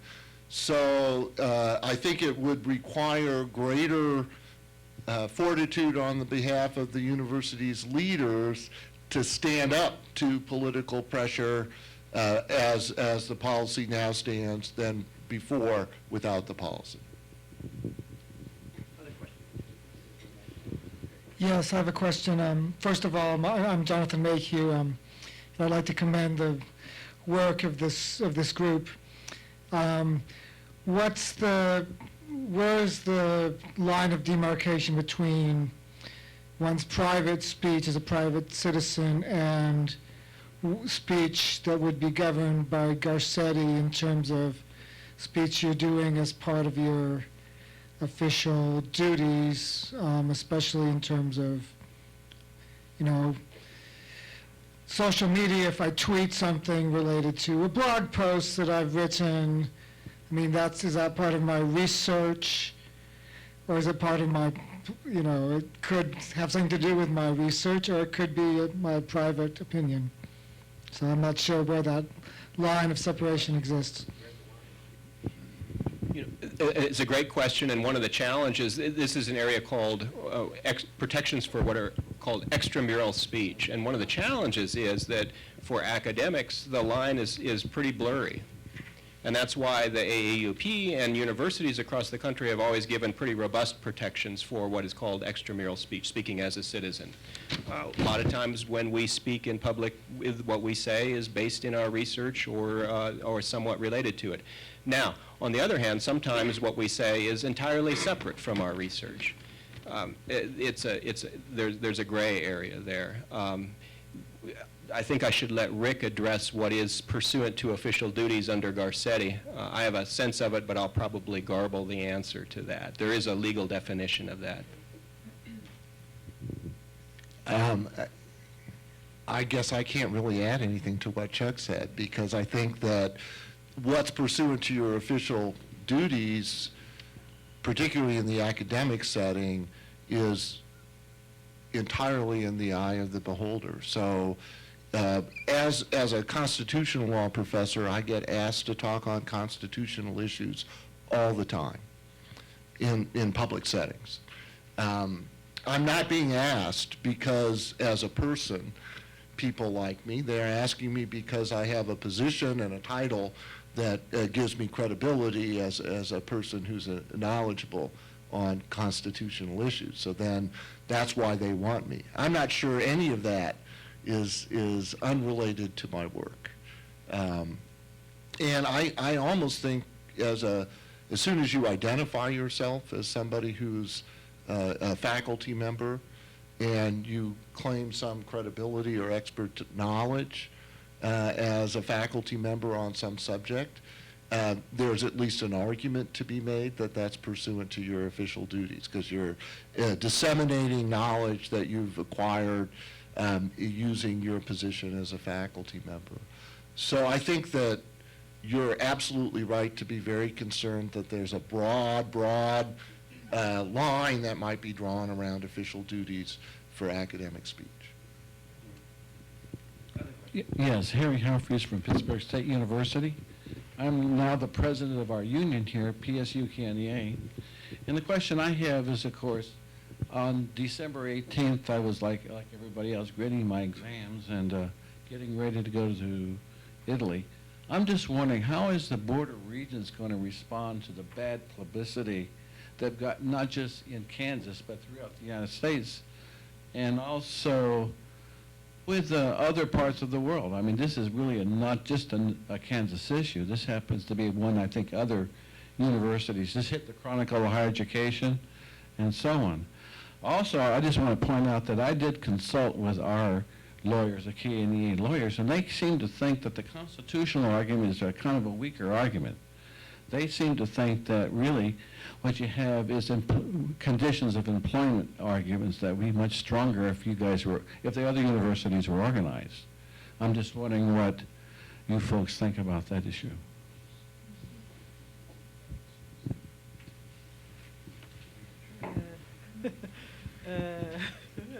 Well, in terms of conditions of employment, I'm not an expert on labor law. And there's, I think that not every change in policy that might affect working conditions can be seen as a change in the contract, at least when there's no union and it's not part of a collective bargaining process and within the scope of the collective bargaining agreement. So I don't know. I'm somewhat skeptical that a contract argument would work outside of the union context, but there's certainly a possibility. And this is an issue we've talked about here within governance at various points in time as well. It's sort of when do policies cross the line from change in policy and become change in the terms and conditions of employment that might require contract renegotiation of some kind. So I can't guarantee that the First Amendment is stronger than the contract argument, but I think that the First Amendment principle is a critically important one here, especially as it relates to academic freedom. So I'm John Leslie from Kansas State, and the question that I've got is, K-State has a large contingent of extension faculty whose sole job is outreach to the public, and the outreach often is on very controversial issues. Should you adopt GMO crops? What do you do to implement the Affordable Care Act if you're in a small business in a small town, a farmer? How is this restriction because much of what they put out is on a blog or through social media, going to impact what our extension service is going to be able to do?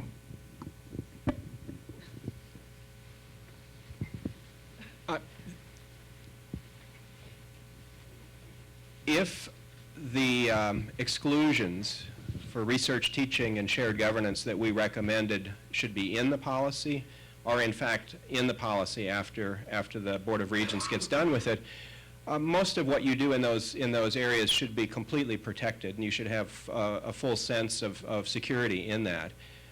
If not, I think that there is a legitimate concern because you're speaking pursuant to job duties when you're out there.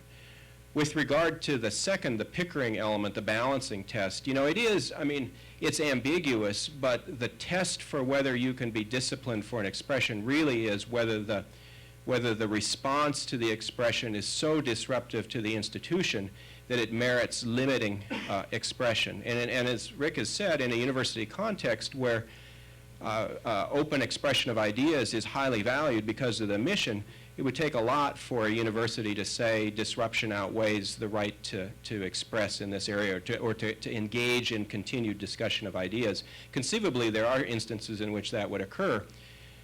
But the challenge is how, of course, faculty see that balancing test. It looks restrictive. And so people will, by anticipation, rein in what they say when they're fearful of controversy being stirred up as a result of their expression. But I hope that has addressed your question. We'll have to see what the policy says when they're done with it. Hi, my name is Daryl Lynn Dance. I'm a lecturer here in the English department, and I just graduated from KU in December. Thank you. I have a question about graduate teaching assistants. At KU, when I was a graduate teaching assistant, I was listed as a student. And I'm wondering how the graduate teaching assistants and perhaps the graduate research assistants are affected by this policy. And my second question deals with professors who use social media as part of their teaching. I'm in the field of rhetoric and composition, and there are more professors in that field who use social media as a part of teaching. What happens if you have a student who says something disruptive? Does the professor would the professor be disciplined? Or, I'm just kind of curious how that would work.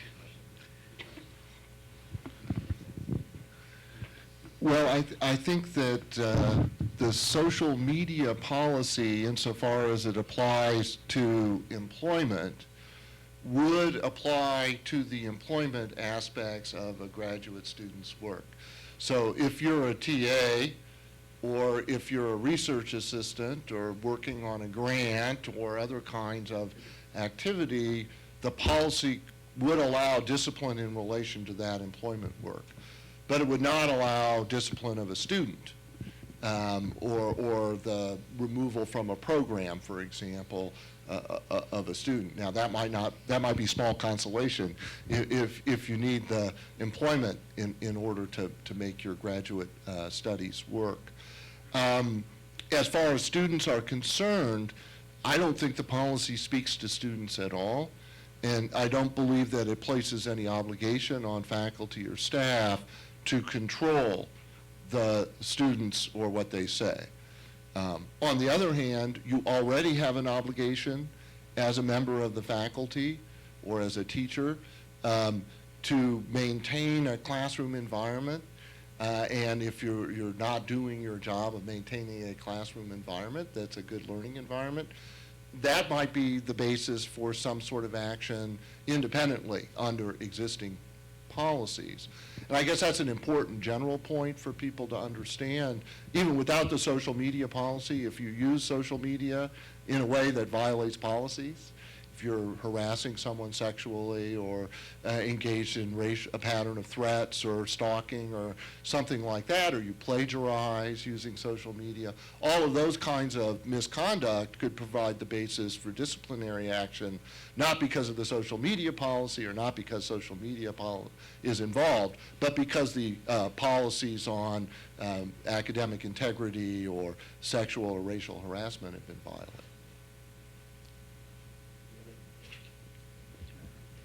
Hi, Ed Russell, KU. Thanks very much. I wonder if you could discuss the definition of social media. When the publicity has tended to mention Facebook and Twitter as though that's the universe. Then when I read the policy, I saw that it applied to all electronic media. I wasn't sure, well, virtually everything I do in my work is electronic. Even if I publish a book, it appears in an ebook form. If I write a journal article, it appears online as well as in print. And then, so that's one thing about the definition, and I know that the working group also seemed to accept this definition of all electronic media. So I'd be interested in your reflecting on that. But then secondly, I have had a hard time understanding the argument in the policy that electronic social media are qualitatively and fundamentally different from any other type of medium. The purpose of all media is social. It's to communicate ideas from one human being to another, which seems like the interaction between two or more human beings seems to me the definition of social. So why are we carving out one particular area? And is this a step towards, I mean, in the end, since everything's online, it might not matter in a sense, but why are we even accepting this definition of social media, and is that the best way to conceive of this issue?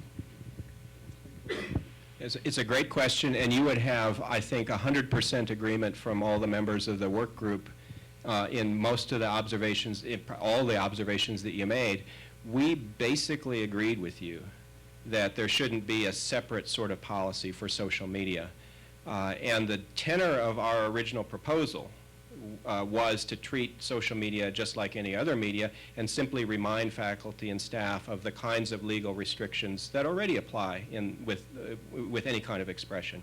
So you have no disagreement from us. And in fact, we wrestled with whether we could write a tight and narrow definition of social media that would solve the problem, that would protect much of the expression that faculty and staff are concerned about, and we couldn't figure out a way to do it because even if you write it very narrowly, the most narrow way that you possibly can, say Facebook or say Twitter, this applies only to Twitter, these sorts of tools are still used in research and teaching as well. So narrowing the definition didn't solve the problem. Our solution was to make the policy advisory rather than disciplinary.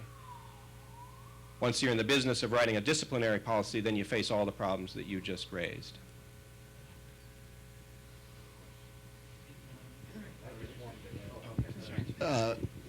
My general perception is that the regents thought social media was different because of the speed with which a poorly chosen phrase might be transmitted and the extent to which there can be an almost instantaneous flash fire around a controversial statement.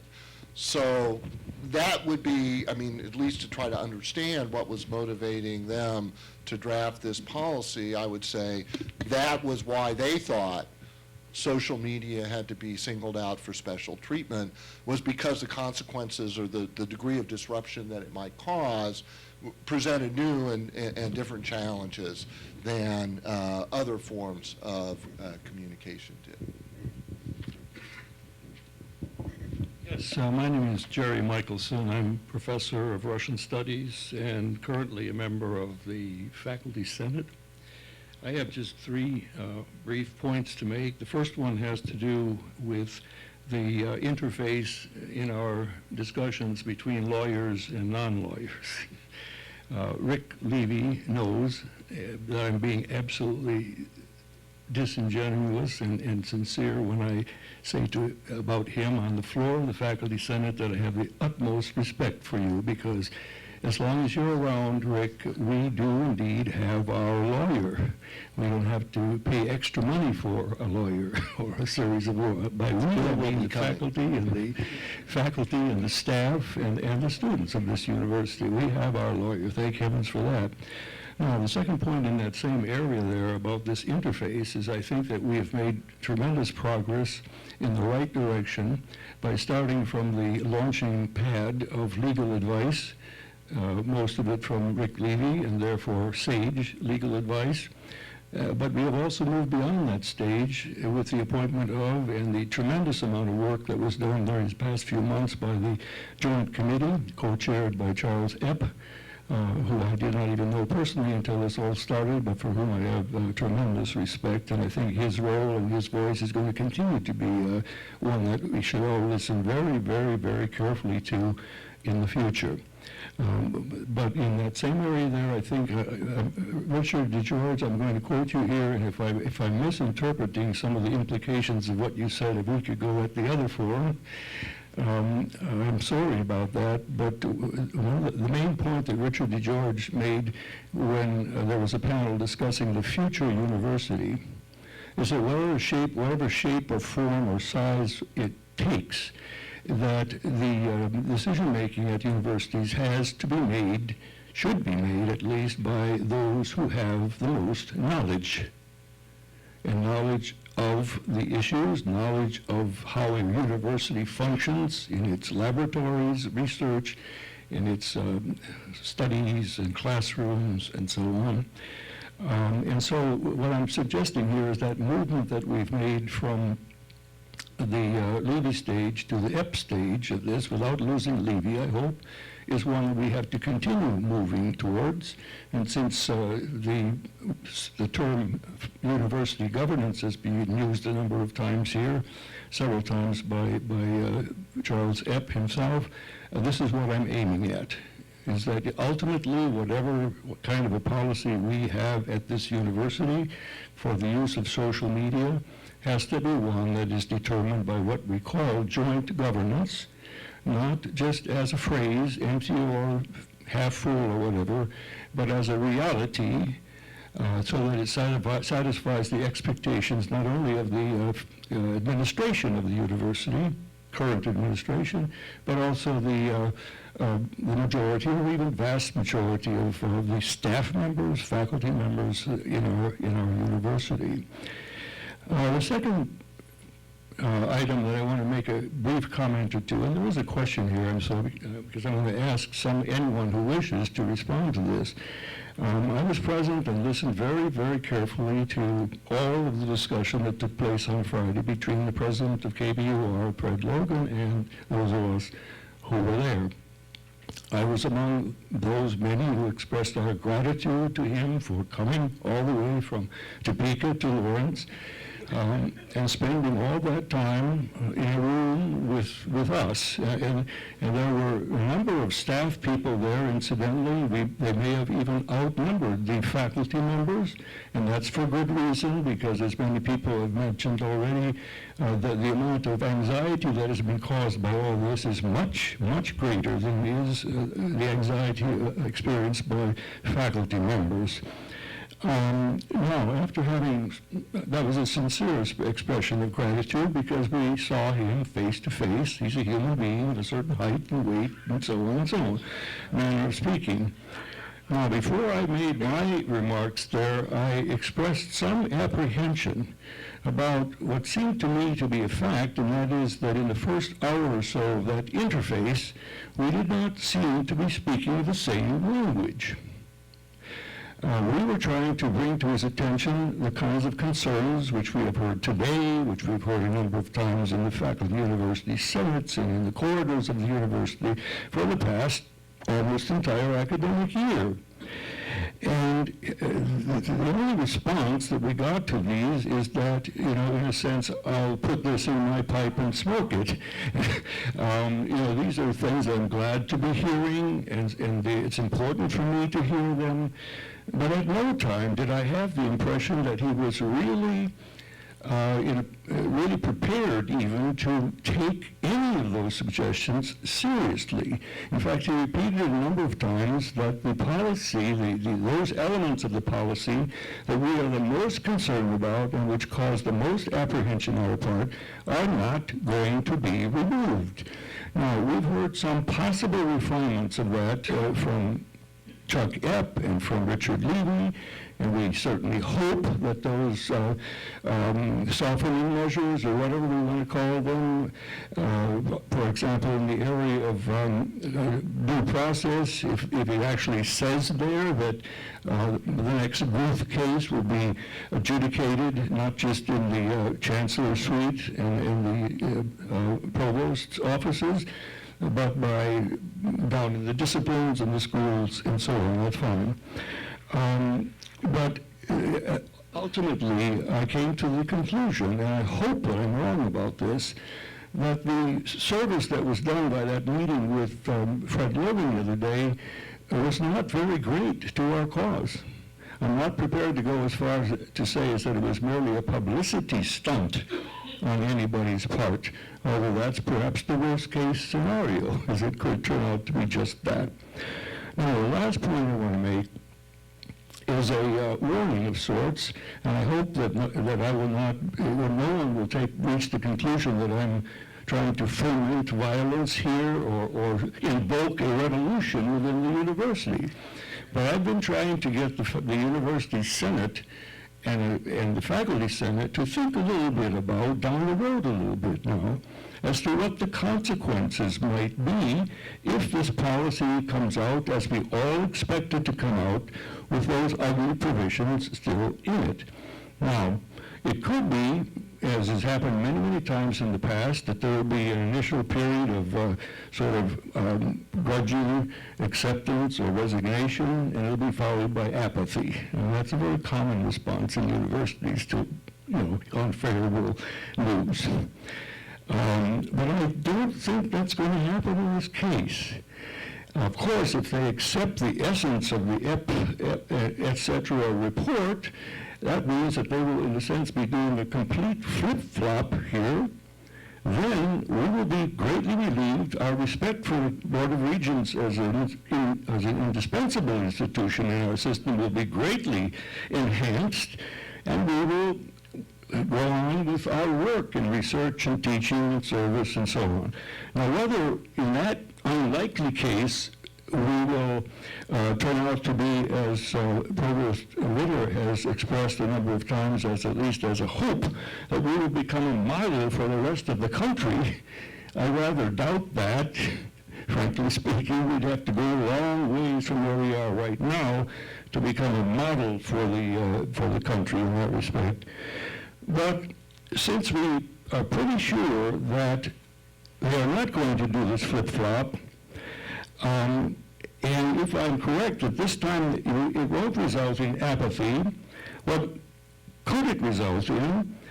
And even before the next Booth-like case comes forward, there could be a much more active kind of reaction, not only on the part of faculty and staff, but even on students, because students are on the university senate, for example, and their amount of interest and alertness and motion on this subject has increased over the past several months, not only when they're in sight of us, but when they're alone in their senates and so on. And the rest of it could go anywhere. Could go anywhere. Now, I'm not going to do any specification because I've spoken longer than I was supposed to, but I just want to say that I was a graduate student at the University of Wisconsin in Madison in the middle 1960s. And so you can probably see where I'm coming from, literally and figuratively. That was during the Vietnam War, and that's when massive anti-war protests were taking place all over the country. And I'm proud to say that my alma mater was one of the leaders in that. Thank you. We have about 3 minutes to respond to that, and then we're taking a break. So a response from our speakers, or just go right to break? I'd like to say a few words. Let Chris All right, say a few we'll give words. Chris Would you like here. take, after Chris says a few words, Then we'll take a break. There's some refreshments, and then come back about 3:30 because there's more. And then we have to discuss Plan B. Right. So I'm Chris Sorensen. I'm from K-State. I'm also a product of the late 60s. I have a great deal of empathy from that point of view. And I think also that Vitter was basically saying that we have a chance to make a strong statement about Kansas because we will not be apathetic if this comes out the way we don't want it to come out. And I'm sure that we'll hang together and we'll be models of civil disobedience. The other thing I wanted to bring up is to cite yet again Professor DeGeorge, a question that you brought up, I think you were saying some 15 minutes ago, was the concept that when the new policy comes out, if it's not to our liking, we will still have some latitude at the institutions as how to interpret that. And if indeed we have shared governance and we've got responsive provosts and presidents, then those provosts and presidents could form their own local campus committees that would determine how we deal with this law, and we could emasculate the damn thing, and they could go ahead and be happy that they've studied their case law and cited it all properly, but we'll run our universities the way we want. Am I correct in this point of view? Now, I'd still like to fight the good fight. Don't get me wrong. I don't want to turn my back on a problem. I am a product of the late 60s, after all. Just a simple response to that. It's pretty clear that the policy gives authority to the universities, but they need not use it in all the ways that the authority provides. And so that is to discipline. It also, there's as Fred Logan said in our meeting last Wednesday, the universities have inherent authority to write their own rules and regulations to interpret board policy. And I was simply suggesting, and I think others have as well, that we use that authority in ways that are constructive for the universities. Well, thank you. Thanks to the presenters for lending their expertise. Thanks to all of you for your questions. And now it is time for a coffee break.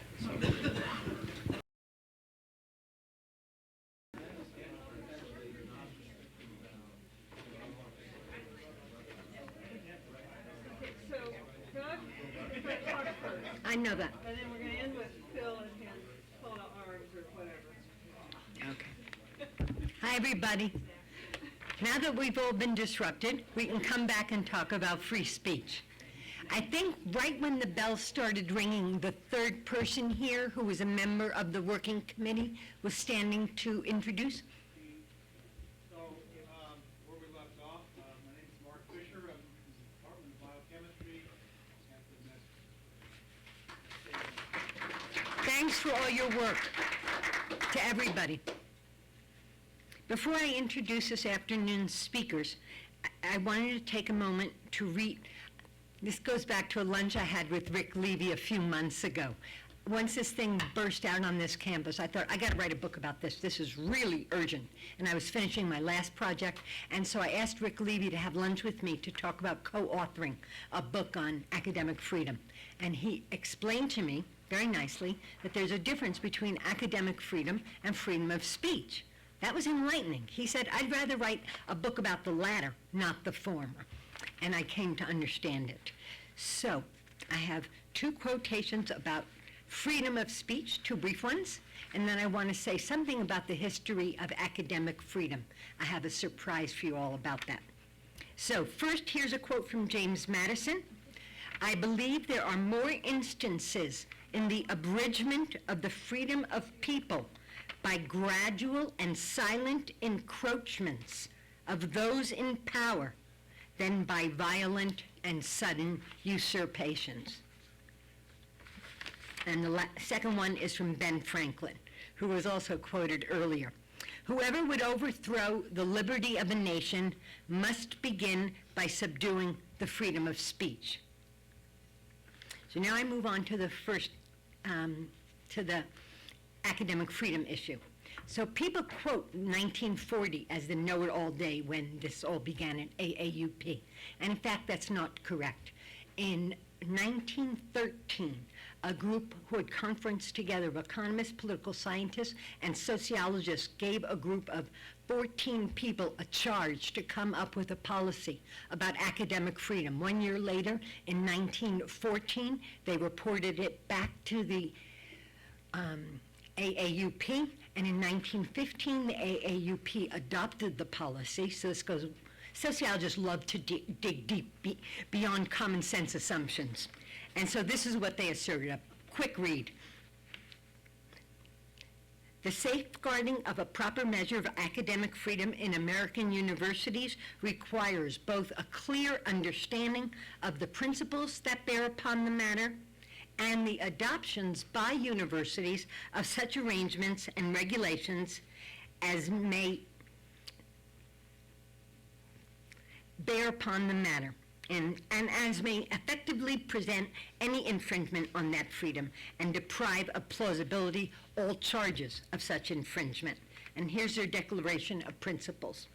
Academic freedom for professors comprises three elements: freedom of inquiry and research, freedom of teaching within the University of College, and freedom of extramural utterance and action.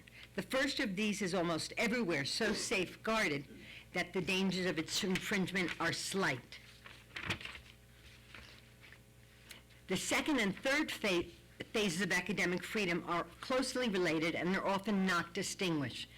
The third, however, which is freedom from infringement, okay, I'm saying enough of this. So all 5 cases which have currently been investigated by committees of the association have involved at least one factor: the right of the university teachers to express their opinions freely outside the university or to engage in political activities in their capacity as citizens. The general principles have to do with freedom of teaching. In both these sentences seem to the committee to be great. In this report, therefore, we shall still consider the matter primarily with reference of teaching within the university and shall assume that what is said thereupon is also applicable to freedom of speech of university teachers outside their institutions, subject to certain qualifications. That sounds a little vague, doesn't it? And supplementary considerations which will be pointed out. Last points. 3 points they make. An adequate discussion of academic freedom must necessarily consider 3 matters. One is the scope and basis of the power exercised by these bodies having ultimate authority in academic affairs, the nature of the academic calling, and the function of the academic institution or university. I'm going to introduce now both speakers who will follow me so I don't disrupt the free flow of ideas. First, we're going to have Doug Ward. He's an associate professor of journalism, and the title of his talk is Beyond the Walled Garden, which is quite a gorgeous image there. And Phil Nell will be next. We met him earlier. He's the University Distinguished Professor of English at K-State, and he will place our current debate in a broader context, both contemporary and historical, and then suggest a course of action which will lead into our discussion. Thank you.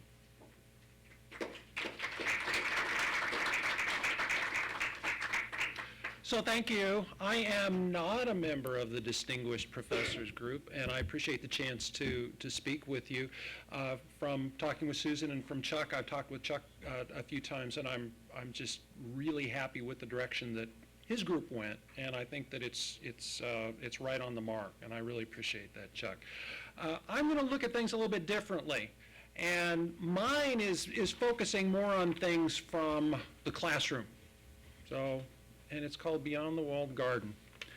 So we're here talking about what's really a very old conversation, a very old issue. Society's always been fearful of new media and new uses of existing media. These new forms of expression have always challenged authority, whether that was the established power structure or societal mores. For instance, the printing press threatened the church. Early newspapers, broadsides, and pamphlets fomented revolution. Books, newspapers, magazines, and publications of all sorts threatened moral standards. Cameras helped capture the stark reality of war and later democratized the sharing of images. Dime novels challenged the established ideals of literature and were seen as a threat to the minds of young people. Movies offered a way to harness a moving reality, mesmerizing audiences that had known only live theater, and even causing trepidation among some as enormous images filled giant screens. Magazines stirred up the muck. Tabloid newspapers pushed the boundaries of taste. Like dime novels, comic books rotted minds. And television. Oh, television! Television brought video into the home, along with hip swing and rampant sexuality. If we didn't do something to restrict it, society would head straight to hell with eyes glued on the boob tube. All these forms of media gave people new choices that didn't fit into established views. That, of course, led to calls for barriers to keep people, especially young people, inside what I call a walled garden. We see that today with the internet and with social media. A year or so ago, I spoke to a high school class and planned to demonstrate the use of Twitter, YouTube, and other forms of social media for research and outreach. Sorry, I was told, we blocked those sites. We're afraid students will be too distracted. At the university, we don't block social media, but we still insist on keeping students within the walled garden of a learning management system. We're told to avoid use of various outside sites and tools because they're not secure, even though many of those digital tools allow us to do our jobs better and allow students to learn better. We're told we need social media policies to protect the university and the state from embarrassment. We're urged to stay within our own walled garden. I'm not discounting the value of safety and security, but if we don't push beyond that walled garden, we lose important opportunities to help our students explore these strange new media worlds. We all have digital identities beyond that walled garden, whether we help shape them or not. And if we don't shape our own digital identities, someone else will shape them for us in ways we have no control over. I tell my students that frequently, and I help them learn to maneuver in this digital world by creating digital portfolios, researching with social media, and envisioning new ways of reaching out to audiences with phones and other mobile devices. This digital culture thrives on participation. You can learn a lot by observing and researching social media, but you can't truly understand it unless you join the fray. One of my efforts to help students with this is a class called Infomania. Infomania was created to help students gain better research skills in a digital information age. They may indeed be digital natives, having grown up with computers and cell phones. They may text hundreds of times a day and use friend as a verb more than a noun. They may know how to Google in basic ways, and they know that Wikipedia has all the answers to everything anyone needs to know. But they often lack ways to answer basic questions about digital culture. How is information structured? Where can you find accurate information? How do you evaluate and make sense of what you find? How do you analyze and synthesize information? What sorts of digital tools allow you to do this effectively? How do you adapt as digital culture shifts and changes? Infomania stresses the importance of digital literacy. That's a concept that encompasses all the skills I just mentioned, but also encourages participation in what I call the wild web. My class helps students push beyond complacency and look at information and digital tools as means for solving problems. They work individually to curate information, that is, to gather useful and interesting material on a focused topic and to present it for potential audiences. This process not only helps them learn about a topic, but also about audiences and helps them learn about their own interests. Students often struggle with this and often change their topics as they find they aren't as interested in something as they thought they were. Some students continue on with their projects after class ends. One has turned her project into a blog that has hundreds of followers. In part because of that, she was recently invited to Fashion Week in New York City. My students also work in groups to identify problems they can solve with digital information. They research the topics and the potential forms of digital tools they might use, and then create things like websites, ebooks, and app prototypes to demonstrate the potential of digital information. This is just a sampling of the types of things that students can do when you turn them loose with digital tools. This approach doesn't always work, believe me. Many students struggle with the freedom they have to explore on their own. Some projects founder. One student said my class was the worst in the university, and I regularly get complaints that I don't provide enough direction. And I admit to that, that's true. I want students to find their own way, with guidance, of course. And yet many students have come away empowered. Here's what a few of them have said. I've definitely changed the way I look at media, and it's awesome because I feel more focused in things I want to accomplish in media. I like music, and I know the importance now of seeking help of others to challenge ideas and to help produce bigger picture products. My perception has changed in ways since the beginning of the class. I've realized how many things connect together in some way. Many things connect in my journalism classes and even my non-journalism classes. I now see connections better than before because this class taught me how to synthesize and put the pieces together. Also, I have a better conception about research. I'm much more confident in my skills. My perspective definitely changed, said another student, while I was facing all these goals and working on the group project. For example, I knew before that I could use things I learned in class for my professional life, but I never thought that I could use class projects directly in my professional life. Our group is planning on continuing to work with our creative platform after the semester is over, and I'm hoping my role and lessons from the project, I'm using my role and lessons from my project in my resume and cover letters for my job. Another student says, not only do I have a better grasp of our technological resources, but I feel as if I'm much better equipped to navigate the internet and digital tools in general and understand the myriad forms of research that are available to us. I've evolved into a better critical thinker, discerning reader, and savvy researcher. Students want and they need to know much more about how we use all types of media. And the more we can help them, the more we can help them navigate this wild web, the better. The more that we can provide that guidance that they're so seeking, the better off they will be in the long run, and the better off we will be in the long run as well. I don't have all the answers, but I want students to leave empowered with the idea that they can thrive beyond the walled garden. Students want our help. So I'll leave you with this thought. As we look beyond the walled garden, what are we so afraid of? Thank you.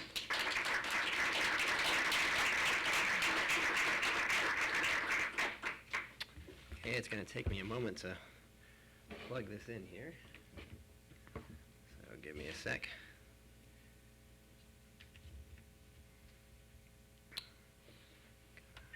Sync that. And get this up. And let me see here.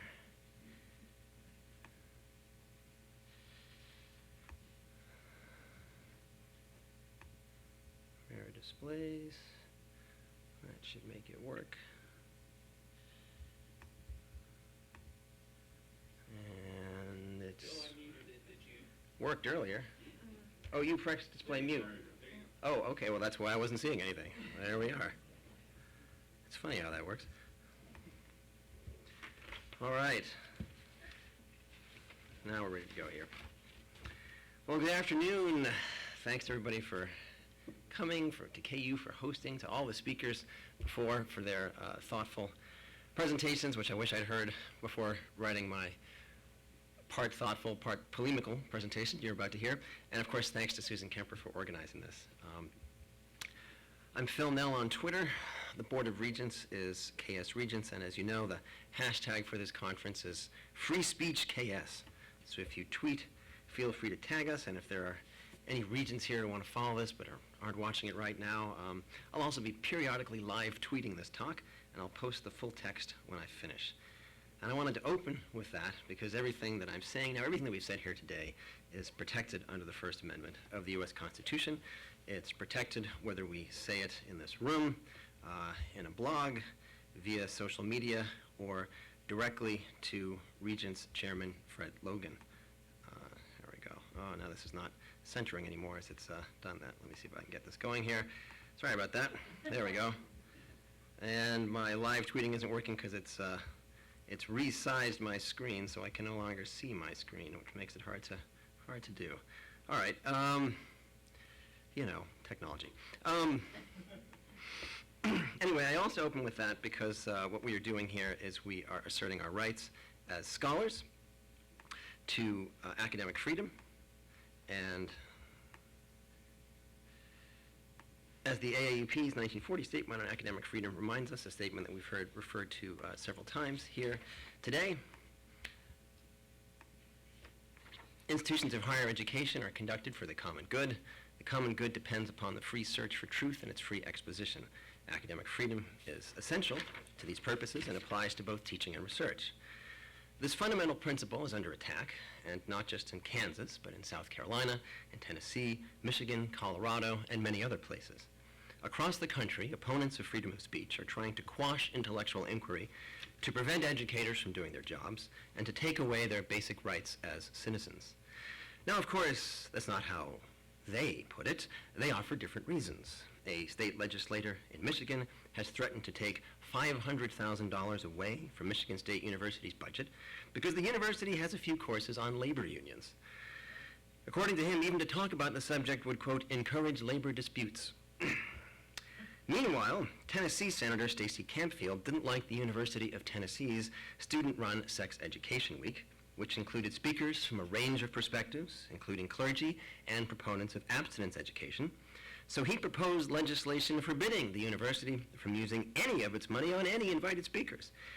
Now that would shut down even commencement speakers, even speakers who came for free but received travel reimbursement. Senator Campfield's reasoning, teaching about sex didn't promote, quote, diversity of thought. And as it so often does, South Carolina, where I used to teach, has embraced political recklessness with the greatest fervor.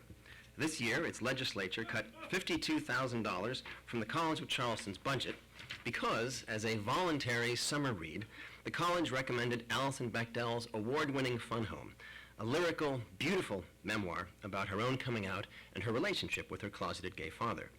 State Representative Gary Smith alleged that recommending the book was a form of, and I quote, academic totalitarianism, end quote, because it, quote, promoted homosexuality, as if that were possible. Also this year, the College of Charleston's Board of Trustees ignored the recommendations of the college's search committee, in fact went completely beyond the list of candidates that they looked at all, and instead appointed as the new president of the College of Charleston, Lieutenant Governor Glenn McConnell, a man so nostalgic for the Confederacy that he likes to dress up as a Confederate general and opposed attempts to remove the Confederate flag from the State House grounds. So white supremacy is still doing very well in these United States. These are just a few examples of recent attacks on academic freedom, but my point is that we in Kansas are not alone. Others are fighting this fight as well. The reasons for the attacks differ. In the case of South Carolina, it's really just ordinary bigotry against gay people, against people of color. In Tennessee, ignorance also motivates the censor. In Michigan, it's explicitly anti-labor, trying to enforce a curriculum designed to create compliant workers rather than engaged, inquisitive citizens.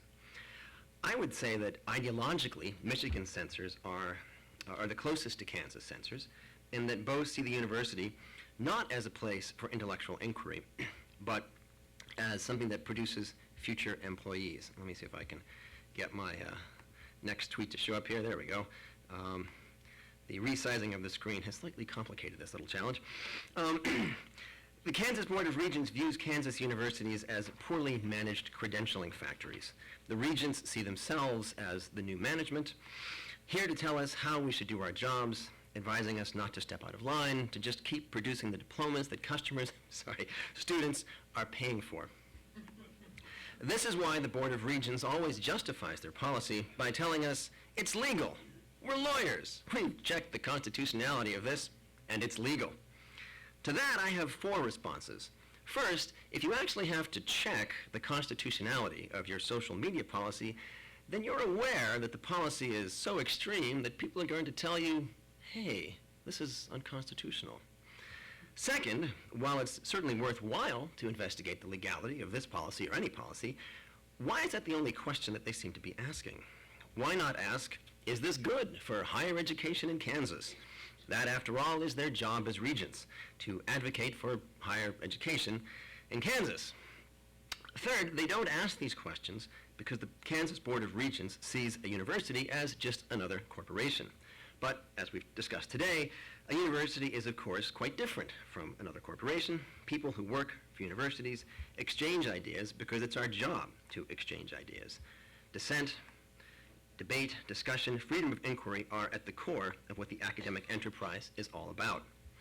Fourth, and this is a longer point, historically, new forms of media have always been the target of censors, as was just pointed out in the last talk, and historically, the censors have always failed. History tells us that if the Board of Regents attempt to uphold any version of their current policy, they too will ultimately fail. There are many reasons that they will fail.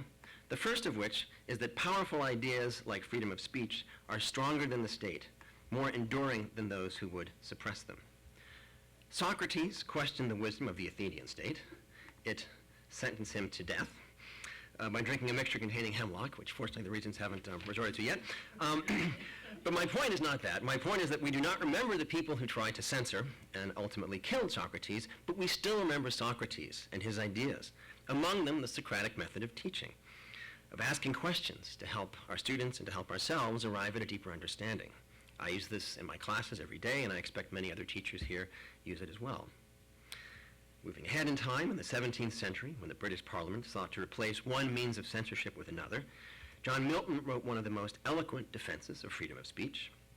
You see, Parliament's licensing order of 1643 said that any publications deemed offensive to the government could be seized and destroyed, and writers, printers, and publishers of such works could be arrested and jailed. In words that speak directly to our current situation, Milton's Areopagitica criticized this law. He wrote, "How can a man teach with authority, which is the life of teaching? How can he be a doctor in his book, as he ought to be, or else had better be silent, when as all he teaches, all he delivers is but under the correction of his patriarchal licenser to blot or alter what precisely accords not with the hidebound humor which he calls his judgment? I hate a pupil teacher. I endure not an instructor that comes to me under the wardship of an overseeing fist." And that's exactly the problem here. We cannot teach under the wardship of an overseeing fist. We need to be able to share ideas, such as this very quotation, which comes from my colleague, Blake scholar Mark Crosby. As the flames of the French Revolution ravaged Paris a century and a half later, the British government was again worried, this time worried that challenges to monarchy would jump to the English Channel. So they enacted repressive legislation against the freedom to publish an opinion. And this culminated in the famous 1794 treason trials, in which the British government prosecuted people for imagining. Because you see, to write or to think about the end of monarchy, you have to imagine the death of the king. And so, according to the British government, be engaged in a treasonable act. The defense successfully argued that the only people imagining the king's death were the prosecution. One of the pieces of writing that emerged from this period, and again my thanks to my colleague Mark Crosby for pointing me to it, William Godwin's Political Justice offered this vigorous and eloquent defense of freedom of speech that offers guidance to us today. No government ought to resist the change of its own institutions, and still less ought it set up a standard upon the various topics of human speculation to restrain the excursions of an inventive mind. It is only by giving a free scope to these excursions that science, philosophy, and morals have arrived at their present degree of perfection, or are capable of going on to that still greater perfection. And this, again, I think, is what the Regents resist understanding. The excursions of an inventive mind and giving a free scope to these excursions is the very purpose of higher education. In restraining these excursions, the Regents attack our core mission. So, back to the present. What to do? In Tennessee, people protested, and in the face of strong opposition, Senator Campfield's bills died after he failed to bring them up for a vote prior to the deadline. In South Carolina, the College of Charleston student government and faculty senate have voted no confidence in their board of trustees. Students and faculty have taken to the streets. This past Monday, the cast of the off-Broadway musical adaptation of Alison Bechdel's Fun Home performed scenes from the play at the college. Now, I wrote this before hearing all of the reports, but my sense, before hearing of all the reports, and still somewhat my sense, is that at their May meeting, the Board of Regents will present a revised policy that adds language affirming academic freedom to a policy that eviscerates academic freedom. And again, I hope I'm wrong about this, but my sense is that they're going to present this incoherent policy as a compromise, deliberately ignoring the fact that when you add pieces of an A policy, the work group's revision, to an F policy, the Regent's original, you do not magically transform that F into an A. You get maybe, I don't know, D minus? So, in response, I propose that we say that we have no confidence in the Kansas Board of Regents leadership, demand that they resign, and call for reform in how regents are selected. Selecting a regent should not be an act of political patronage. People who oversee higher education should actually know something about higher education. I would not presume to tell Regent Logan how to run his law firm, and yet Mr. Logan presumes that he knows what's best for higher education. Logan and the Regent's aggressive indifference to the recommendations of the work group, at least as I read it in the press, perhaps I'm wrong here, but what I saw is their aggressive indifference to these recommendations, that their condescension towards the faculty, staff, and students that they ostensibly oversee is a clear signal that they have no business serving as regents. But we need to do more than this. We need to challenge the pervasive argument that education should follow a business model. Higher education provides a public good. We must, as Thomas Jefferson wrote, educate and inform the whole mass of the people. They are the only sure reliance for the preservation of our liberty. That is the purpose of higher education, and it is the purpose that our current regents reject. The Board of Regents don't seem to care that their repressive policies threaten the ability of Kansas universities to attract the very best faculty. After all, given the current academic job market, Kansas universities will still find people to staff the classes. Sure, they may not be the best, but so what? Diminishing the value of a Kansas university degree does not trouble the Regents because they have no interest in research. They simply want to funnel as many paying customers, students, as they can through the credential-granting business, university.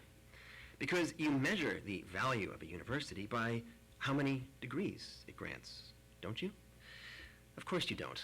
That attitude is dangerous. It threatens not just higher education, but the republic itself. Education is not just about producing diplomas. It is about thinking. It is about challenging assumptions. It is about nurturing an informed citizenry who are willing to challenge the assumptions of those who govern them. It is about making people uncomfortable in ways that may impair harmony among coworkers or discipline by superiors, in ways that may not be in the best interest of whomever is running a university at any given time. A university is about precisely what the Kansas Board of Regents policy prohibits. And so, it's time for these regents to step down, and it's time for Kansans to fight back. Thank you.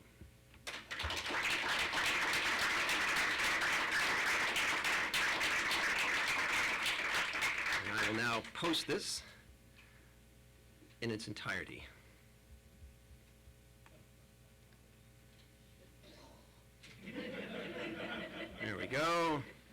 posted and tweeted. So, anyway, we have time for questions, I think. So.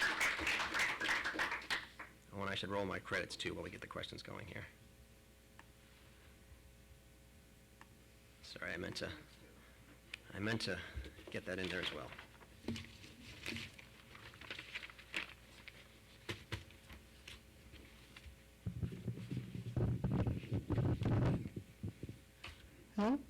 So, we've come to the end of the prepared remarks, right? Where do we go from here? What's Plan B? Phil has called for votes of no confidence. That's one alternative. There's another suggestion of wait and see what the revised policy might look like. Right? What do we do? How do we decide if it's acceptable, if it's not? Where do we go from here?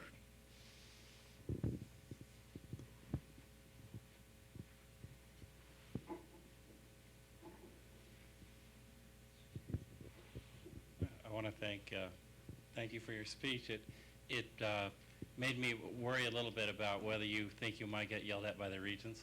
And is there a future in which, could we just be specific and say, would a speech like this fall within the restrictive area of this policy? Or how much worse would it have to get before you could actually be in trouble? That's a good question. Fred Logan at least seems to do one thing and say something else. At least that's been a pattern in his remarks so far. And for me, that's been somewhat liberating in terms of speaking out against the Board of Regents, because... Oh, I'm sorry, yes. I'm sorry. So Fred Logan so far has been doing one thing and saying something else. And so for me, at least, that's been somewhat liberating in terms of my own speech. If he is being hypocritical or lying to us, for me, at least, that undermines his authority and the justness of his rule, such as it is. So that's why I'm speaking out. In terms of whether it's the kind of speech that the regents would appreciate, I don't think they'll even hear it. It's contrary to Fred Logan's opinion. So I'm not really sure that this registers with them. It seems to me that Regent Logan has all the answers. So any answers that I might provide will just sort of roll off of him like so much water off of a raincoat. In terms of my own job, our own President Kirk Schultz has indicated that he has no plans of enforcing this policy, so I'm not worried about that. But this policy, even in a revised version, would enshrine something into in a more permanent way that could be quite restrictive. It's one thing to say, well, our current university president has no intention of upholding this, so we're okay. But really only okay for now, as far as that goes. And as has been pointed out before, of course, it does create a repressive atmosphere, especially among the people who are not tenured. I've certainly heard from people who have said, thank you for speaking up. I oppose this. I'm never going to say anything about it because it's worth my job. And don't tell anybody I said this to you. So, I feel that it's also the job of the tenured to say something because this policy affects the most the people with the least power. So I guess that's part of what motivates me as well. I'm not sure if that answered your question well, or if it rambled on too long, but I will stop rambling now.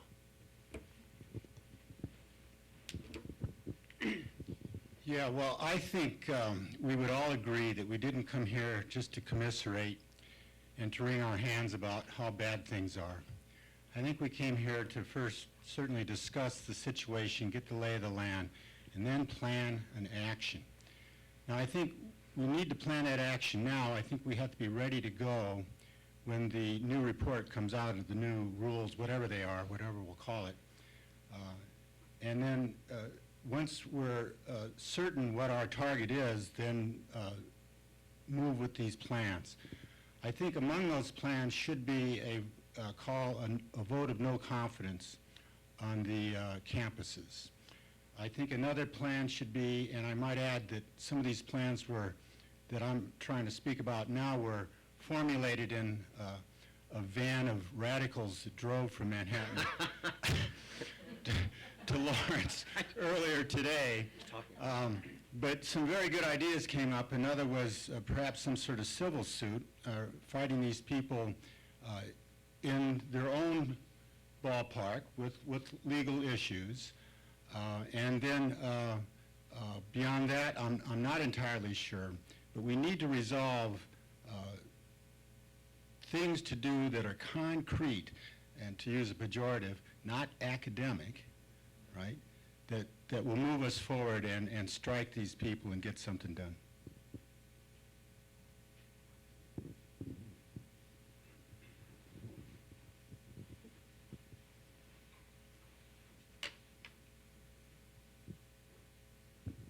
Well, I'm an old union organizer, and I think that probably this is what we're talking about, is organizing. But on the individual level, I think that what we could start doing is writing letters to the editor. And like a lot of people do these days, and I think that we've been pretty reluctant to tell the public exactly what's been going on. And I don't think the public knows what's going on. So I think each one of us could probably make that choice, since we're all academics, can write good letters to the editor. I think another thing we can do is that we can talk to our local legislature. I know that I've had this discussion with the person that represents me, and they're not happy at all about what the Board of Regents are doing. And so it's all these things together.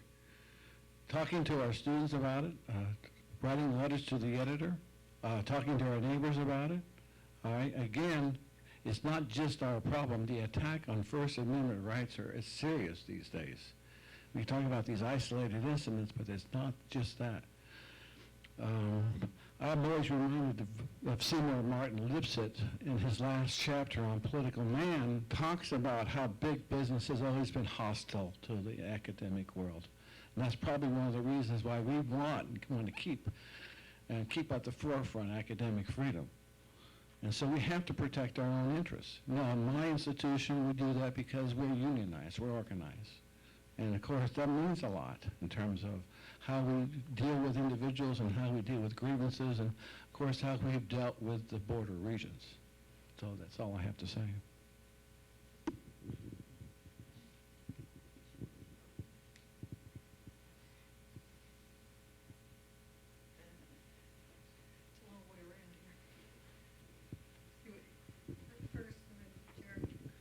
Yeah, I guess we've heard some very large-scale responses. I want to suggest there's also smaller-scale responses within each university. So I guess what I see as the most concrete, specific step we can take going forward, regardless of what the final form of the Board of Regents policy is to adopt within our own universities policies that express the values that we've been discussing here. And whether or not you can get rid of the regents or convince them to reverse course or convince the legislature to abolish the Board of Regents and replace them with someone else, you can take concrete steps within each institution to protect academic freedom and First Amendment values.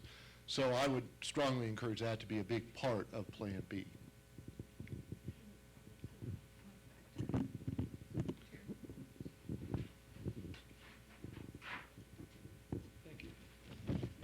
Happy to hear in the last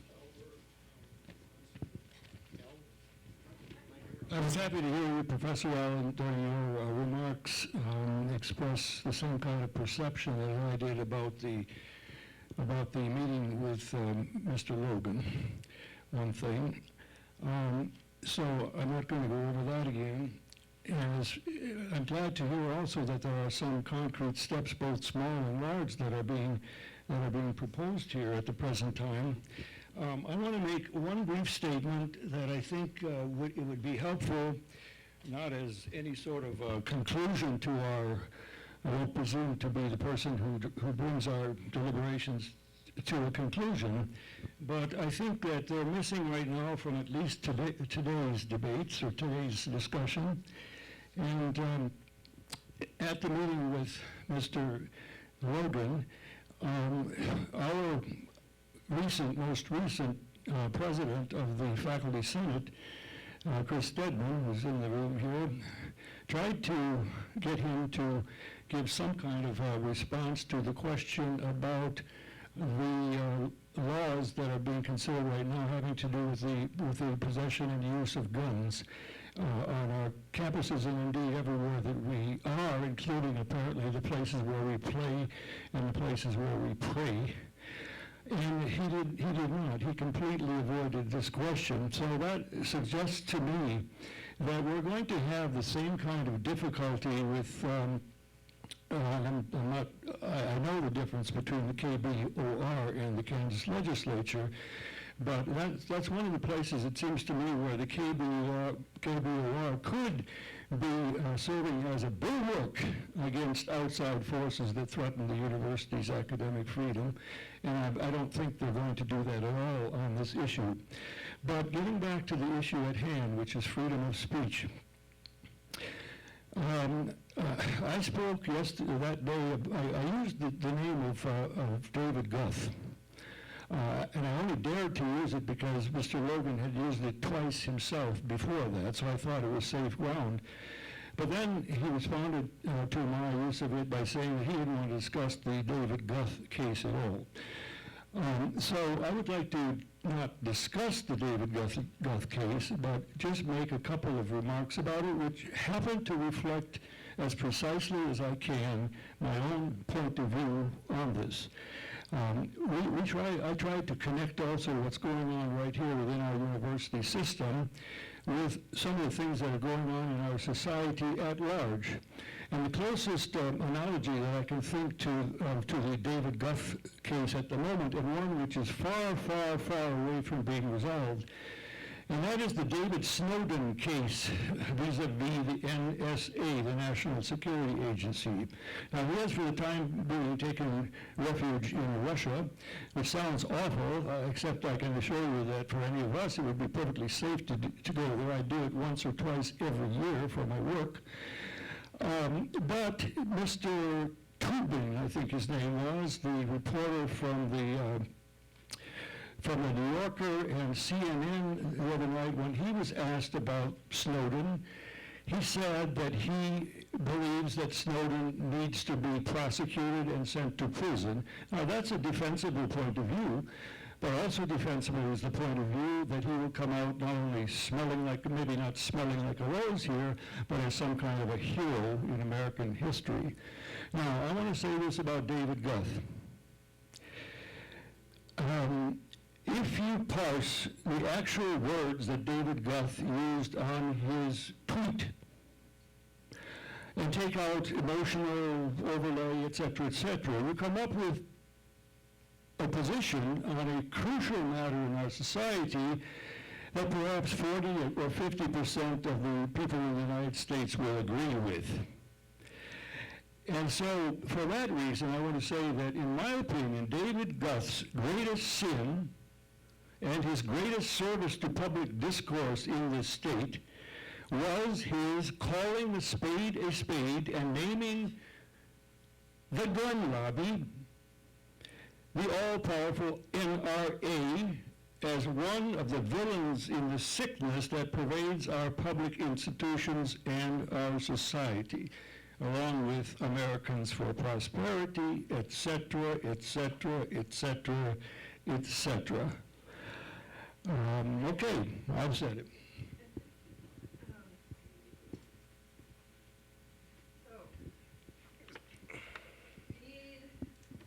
We need some concrete steps we can take, I think, here. Local, yeah. Local actions, individual actions. It is the understanding that the revised social media policy will be disseminated perhaps next week. My experience is it will appear at 4:45 p.m. on Friday evening, right? That seems to be when they announce things. But there will be an opportunity for public commentary. And I think it is critical for everyone to comment on that, what the revised policy may have gotten right, but also what are continuing concerns about the balancing the disciplinary clause, the balancing clause, what's the current item 4. We've heard other suggestions for individual efforts as some of us have been doing, to continue to try to educate our students and the public with regard to the implications of this policy for impeding the mission of the university. Are there other suggestions or recommendations or concerns? And I think that the other effort of trying to develop guidelines within the universities for the implementation of the policy, since we have now learned that there is a distinction between the policy and the guidelines for implementing that policy, that effort, as a continuing effort, will be very critical to the future. Thank you for the summary. That was very helpful. I must confess that as I heard you calling for the disbanding of KBOR, I just returned from a meeting of colleagues in California that included colleagues from Michigan. And in the way of these things, the colleagues from Michigan were aggrieved about what was going on with their Board of Regents for different reasons, as I recall. And they were lamenting the fact that they had an elected Board of Regents and what a rotten way of doing business that was. Yeah, good point. And I commented that we have an appointed Board of Regents, and they said, well, at least you get some quality control. So I'm sort of trying to sort through. That's a good question. Yeah. Good point. How I would know what is the proper form of a Board of Regents. Good point. I feel like I'm in a field of which I know very little now. No, you're quite right. And we may get what we wish for and be disappointed. Yeah, true. So I'm feeling in support of what Rick has said about working from our end of things, where we do have a sense of what the possibilities are for sound policy development. And I take note of what Chuck had to say about movement, a sense that the concerns that have been raised are causing a change of direction or of mind. I do know that I have no idea whatsoever about what is a preferred form of state-level governmental oversight for the issues that we're talking about here today. I don't know if different forms of doing that lead us into a different set of issues to be gathering on Sunday afternoon to talk about, for example. So in the way of these things, that's my immediate reaction. Yeah, no, good points.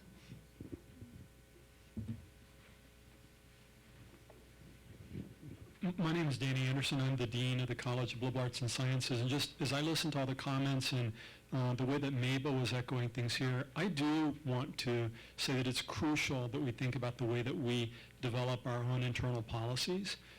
Those are the places where we have a lot of expertise and a lot of insight into the best ways to do things that protect our mission. The other thing for me as I listen to us is that I think it's very good to get clear about our frustrations, but I would really encourage us, do not repeat what we see happening in terms of polarized dialogue outside of the universities and our politics. We may radically disagree with people, but our goal as educators is to keep a conversation going. We need to be able to talk and not alienate people. And so it's really hard when we have deep feelings and we're deeply angered. But I watch what's happening in government, and the polarization that splits people is not something that I would encourage us to repeat.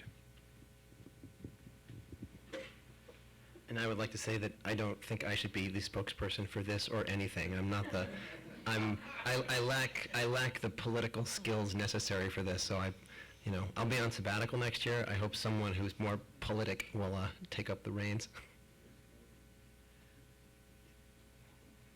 We'll hear from Richard, and then I have a comment. Yeah, I think I would second what Danny has said and what Rick said and what Mabel said, and I think it would be a mistake, really, to have any movement to oust or show lack of support or anything else of that sort to the Board of Regents, because there's a lot of pressure on the Board of Regents also.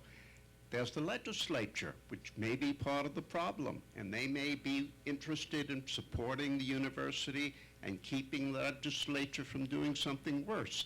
I think it's a very complicated issue, and I don't think it's simply get rid of these people and the problem solved. And therefore, I wouldn't want to take that step without a great deal more information, without a great deal more study, and knowing what we're doing. Okay.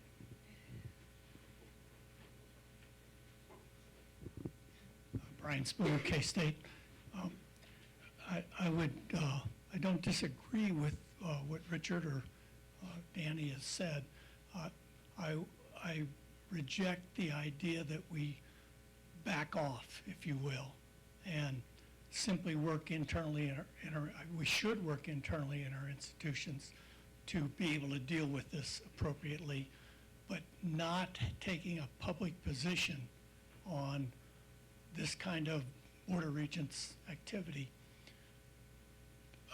is very bad for us nationally and internationally. Our reputation suffers if we just fix it internally.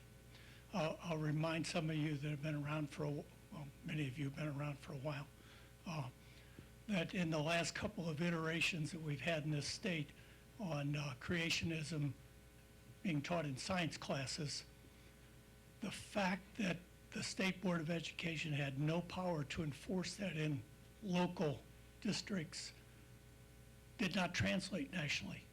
And some of you may be aware, as I pointed out before, that in the 1999 iteration, we were doing a search at the time, and the then president of the Carnegie Institution in Washington, Maxine Singer, who was a Medal of Science presidential awardee and a National Academy member, wrote back to us and told us she would never recommend any postdoc or graduate student or junior faculty member that they consider a position in the state of Kansas because of that kind of attitude.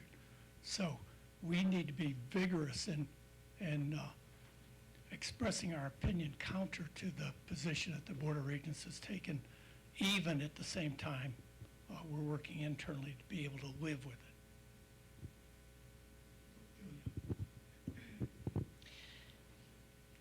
I think I agree very much, Brian, that for us to go silent at this point and accept the policy, it's hard for us to say what the policy language is going to be because we have not seen the revised draft, and we won't see it until it's complete. Hopefully, we'll see it sooner than later. But as we look at it and we think about the post-tenure review policies that we've each had to adopt on our campuses over the past year, that was a policy that came down from the Board of Regents for each of the institutions to develop. They did not tell us how we had to do it. They did not tell us the content or the language that was going to be involved. I wonder for this policy why it has to be done in the way that it is currently, why it's being mandated, and that we are taking the initiative to have to create these policies on our own campuses under the language of the Board of Regents policy, rather than handling it the way that they did the post-tenure review. I also think that the work group's language specifically said that we would be developing such things on each of our campuses, just as we're suggesting here, without having to have the overarching policy of the Board of Regents.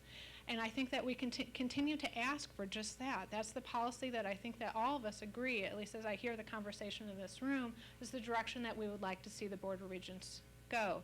And I don't think it contradicts at all what their intent is or what protection they might be trying to provide us from the Board of Regents. as I hear the conversation today, there are a couple of things that surfaced, and I guess I want to re-emphasize because I think a number of them tie together. One of them is waiting for the draft. We will be waiting for the draft, and until we see that, we cannot react. But once we see that draft language, we will be able to react, and I think there's a number of ways that we can do that. One, we can do public letters to the editor, and we've been doing that, and a number of us have been writing different letters in our different positions on our campuses. I think that we need to communicate with our legislators and try to gain support, because this, I think, was a reaction to some pressures that were coming from the legislator and from the political scene. Can we reverse that through pressures coming from other legislators? I think we have to think about what are the policies within our own universities, and if we can come forward to the Board of Regents and say we are ready and prepared for policies and are in the process of developing those, maybe we'll get that reaction rather than having to have this overarching policy. And I think that there's also, when we're reacting to this policy and reacting to the draft with our comments, I strongly encourage you to have those comments not only go back to the governance group, those individuals who wrote the policy. We have 12 Board of Regents. I think they all need to hear our comments. They all need to be able to react, because ultimately they will be voting for this policy. And I think it's our responsibility to communicate clearly with all of them. And so those are the few things that I was thinking of as we go through this conversation. I'd like to suggest something else that I've been trying to think about and articulate, and that is we should do what we do best, that is we educate. I think we need to take the long view. Universities usually take the long view. We grant tenure. We take the long view of the process to granting tenure and the long view of what tenure means, even though it may have gotten a little shorter with the post-tenure review process, right? On a 7-year cycle now. But we need to think about educating the next generation of the voters of Kansas, right? And the next generation of state legislators and the next generation of wannabe regents. I guess someone must have it as a career goal, right? I'm not quite sure. I've now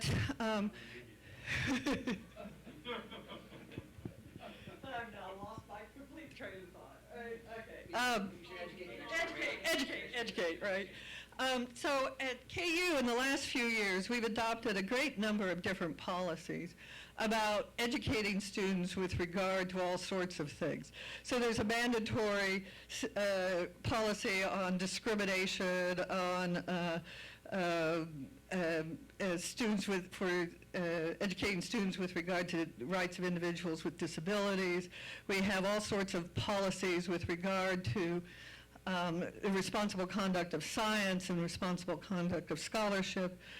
We've adopted a lot of these policies. Some we've solved by mandating these online tutorials. Others we've solved by sort of mandating various components of our core curriculum that address, there's some, whatever that top level bit of the core curriculum about ethical scholarship and responsibility is, right? We mandate all of that, but what we don't seem to mandate is any kind of training in what we really are all about, and that is academic freedom, the marketplace of ideas. It's implicit in the discussions about critical inquiry and critical thinking, but perhaps we should try to develop a more structured approach that would address some of these concerns to try to educate not only ourselves and our colleagues, but also our students who we hope will become the next wave of taxpayers and voters in Kansas.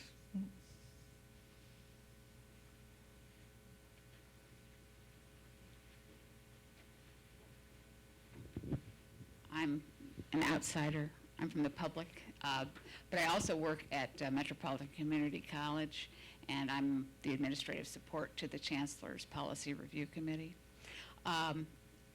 That's my credentials, but basically what I want to say is what I've been thinking.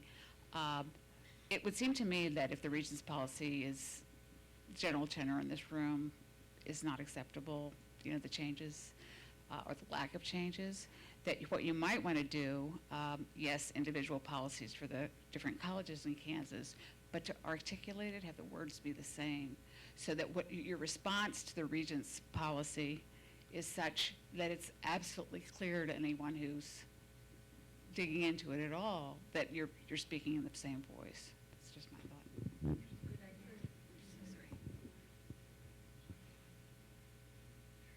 Other comments? It's 5 o'clock. We'll be live on YouTube. We're out there in the Twitter universe. I even understand we have observers watching the live web feed, right?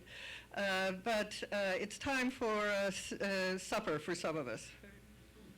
I was just going to finish with a brief comment. As an anthropologist, I study symbols, and symbolic language and other types of things I think are very important. But in the wake of this creationism discussions, the Hall Center here sponsored a series called Difficult Dialogues. And I think we must make it clear that we are having difficult dialogues. But the difficulty, the motto of our state on our flag is ad astra per aspera. We must approach these difficulties and we must sustain the dialogues.